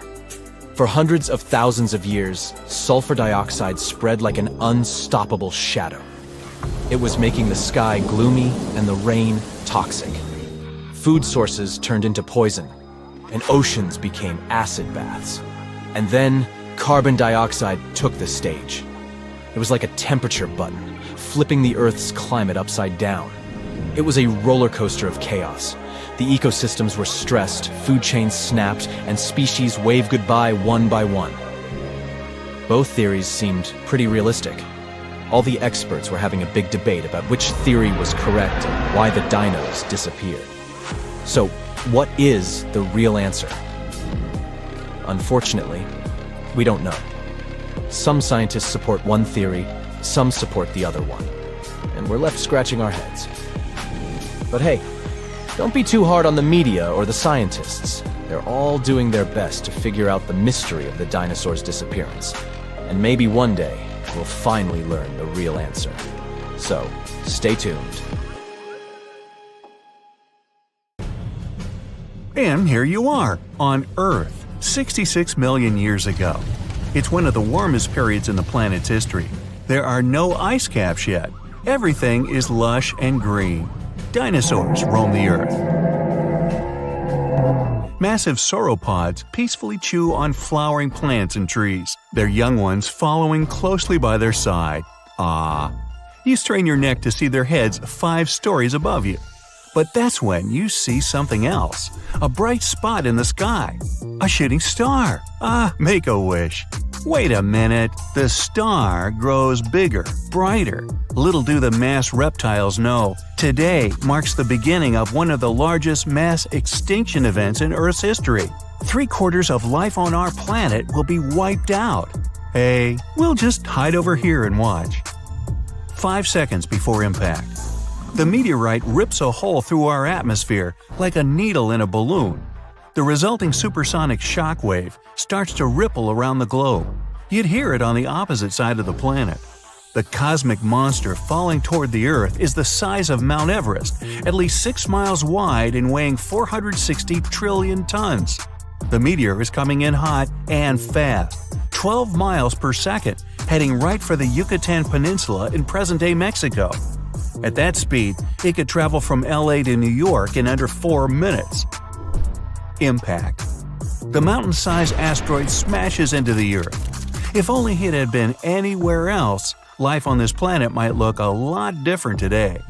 The Yucatan Peninsula, almost entirely underwater then, was one of just 8 places on the entire globe that would have let a giant space rock wipe out nearly all life on the planet, meaning the asteroid only had a 13% chance of causing a mass extinction, and it happened to hit just the right spot. Well, aren't we lucky? At the point of impact, there's an explosion 1 billion times more powerful than even the most massive volcanic eruption. It looks like a new sun has appeared on our planet's surface. The meteorite digs into the Earth's crust and explodes into 1 million pieces. You can still see the scar it left. The Chicxulub crater is 93 miles wide and 12 miles deep. It could fit the entire state of Vermont and 24 Burj Khalifas stacked on top of each other. Something that leaves a scar like that has global consequences. The Earth ripples. The shock wave spreads for thousands of miles. The air blasts flatten forests in a second. Everything within striking radius is set ablaze. Nothing survives ground zero. But that was just the beginning. Smaller fragments of the meteorite, as well as parts of the Earth displaced by the giant hole it dug, go ricocheting out, reaching as far as Canada. The sky lights up with fireballs. They smash into the surface as well. Dinosaurs that weren't in the blast radius run in panic, but they have nowhere to hide. It's only about to get worse. The shock waves race across the sea. The tsunami is nearly a mile high when it hits the coast. The waves keep traveling, reaching the furthest corners of the planet. Even across the Pacific and up into the North Atlantic, they're 5 stories high. They wash away everything in their path. Besides the raging fires and skyscraper-sized tsunamis, the Earth is shaking from the worst earthquakes in history. A planet lush and teeming with life only a few minutes ago has turned into a nightmarish place. But this was only Phase 1. 5 minutes after impact. Small rocks, dust, and ash rise high up into the atmosphere. These objects heat up and melt. They turn into hot lava that begins to fall to the ground like burning rain. 10 hours after impact. Fires continue to engulf everything in their path. Some surviving dinosaurs in North America try to escape to unknown territories, but now they're in dense swamps and can't escape. 1 month after impact. 15 trillion tons, 2.5 million times the weight of the Great Pyramid of Giza. That much ash and soot are released into the atmosphere. The cloud covers the entire planet and blocks out the sun. The Earth sinks into darkness. Surviving plants can't photosynthesize. Oxygen levels drop. Any animals left at this point are finally done in from lack of air. But the worst consequence was the extinction of phytoplankton. The entire oceanic food chain starts to collapse like a house of cards. Many marine animals have lost their main source of food. Surviving animals on land also can't find anything to eat. There are no plants for the herbivores, and soon no herbivores left for the meat-eaters. And still, there's the acid rain. The Chicxulub meteorite hit a place where there was a lot of sulfur. The heat of the impact vaporizes the toxic gas instantly. It mixes with the air in the atmosphere. Acid rains fall all over the planet. The oceans become toxic. And if all that doesn't get them, the cold finally finishes off the job. With the sun blocked out, the burning fireball that is our planet starts to cool down. What's left in the wake? Plants are a little luckier than animals. Seeds and pollen are able to survive these harsh times. The first to slowly paint the charcoal planet green are ferns. The wind carries their seeds, sprinkling them across the Earth over 10 years. Then come the palms. The new planets produce oxygen and feed small mammals. Of the reptiles, only turtles and ancient ancestors of crocodiles can survive the temperature and acidity of the planet's waters. Unbelievably, some bird-like dinosaurs survive too. Other species of birds evolve and survive to this day. Sadly though, all terrestrial animals over 50 pounds in weight went extinct. It took much longer for the animal kingdom to recover. Larger mammals, such as rhinos, began to appear only 15 million years after the dinosaurs disappeared. Blue whales, the largest living creature this planet has ever seen, bigger than any of the dinos, only showed up a little over 4 million years ago. Did the dinos have a fighting chance? Scientists say that if the meteorite had hit in the deeper ocean, the story would have gone a lot differently. Yes, the resulting tidal waves would have been 10 times higher than the already massive ones that rippled across the planet. But even a giant mega tsunami wouldn't be able to wipe out 75% of plant and animal life on Earth. What really did the dinosaurs in was the global blackout. If the meteorite had hit in deeper water, not the shallow sea of the Gulf of Mexico, there wouldn't have been so much dust and ash in the atmosphere. That dropped the oxygen levels and cut off the food chain from the very bottom. There's a theory that climate change and other conditions on Earth 66 million years ago would have still wiped out the dinosaurs, no meteorite necessary. It could be a supervolcano erupting and spewing out large amounts of sulfur and ash into the atmosphere. Perhaps the meteorite just sped up the inevitable. Now let's move on to a more interesting question. Could humanity survive a meteorite impact like that? Back then, not a chance, obviously. But if something like that were to happen in our time, we have an advanced intellect and technology. We've filled the cosmos with probes and satellites, so we know about any possible meteors headed straight our way. It wouldn't take us by surprise. Now, we might have to hide deep underground to avoid the blast wave and tsunamis, and you'd need enough food down there to last for at least a year. And don't forget your toilet paper. But with the right prep, humanity could stand a chance. The main problem after such an event is to survive the global winter when the ash covers the sky. But our species can handle it. Just ask anyone living in Oymyakon, Russia. The town of 500 people holds a Guinness World Record for the coldest inhabited place on Earth. They've seen the thermometer read minus 90 degrees Fahrenheit. What about preserving plant and animal life? Our species has been working on that for a long time. There's a World Seed storage facility on Svalbard Island. It's about 40 stories underground and can hold over 2 billion samples. The location was chosen because of the permafrost climate and low tectonic activity.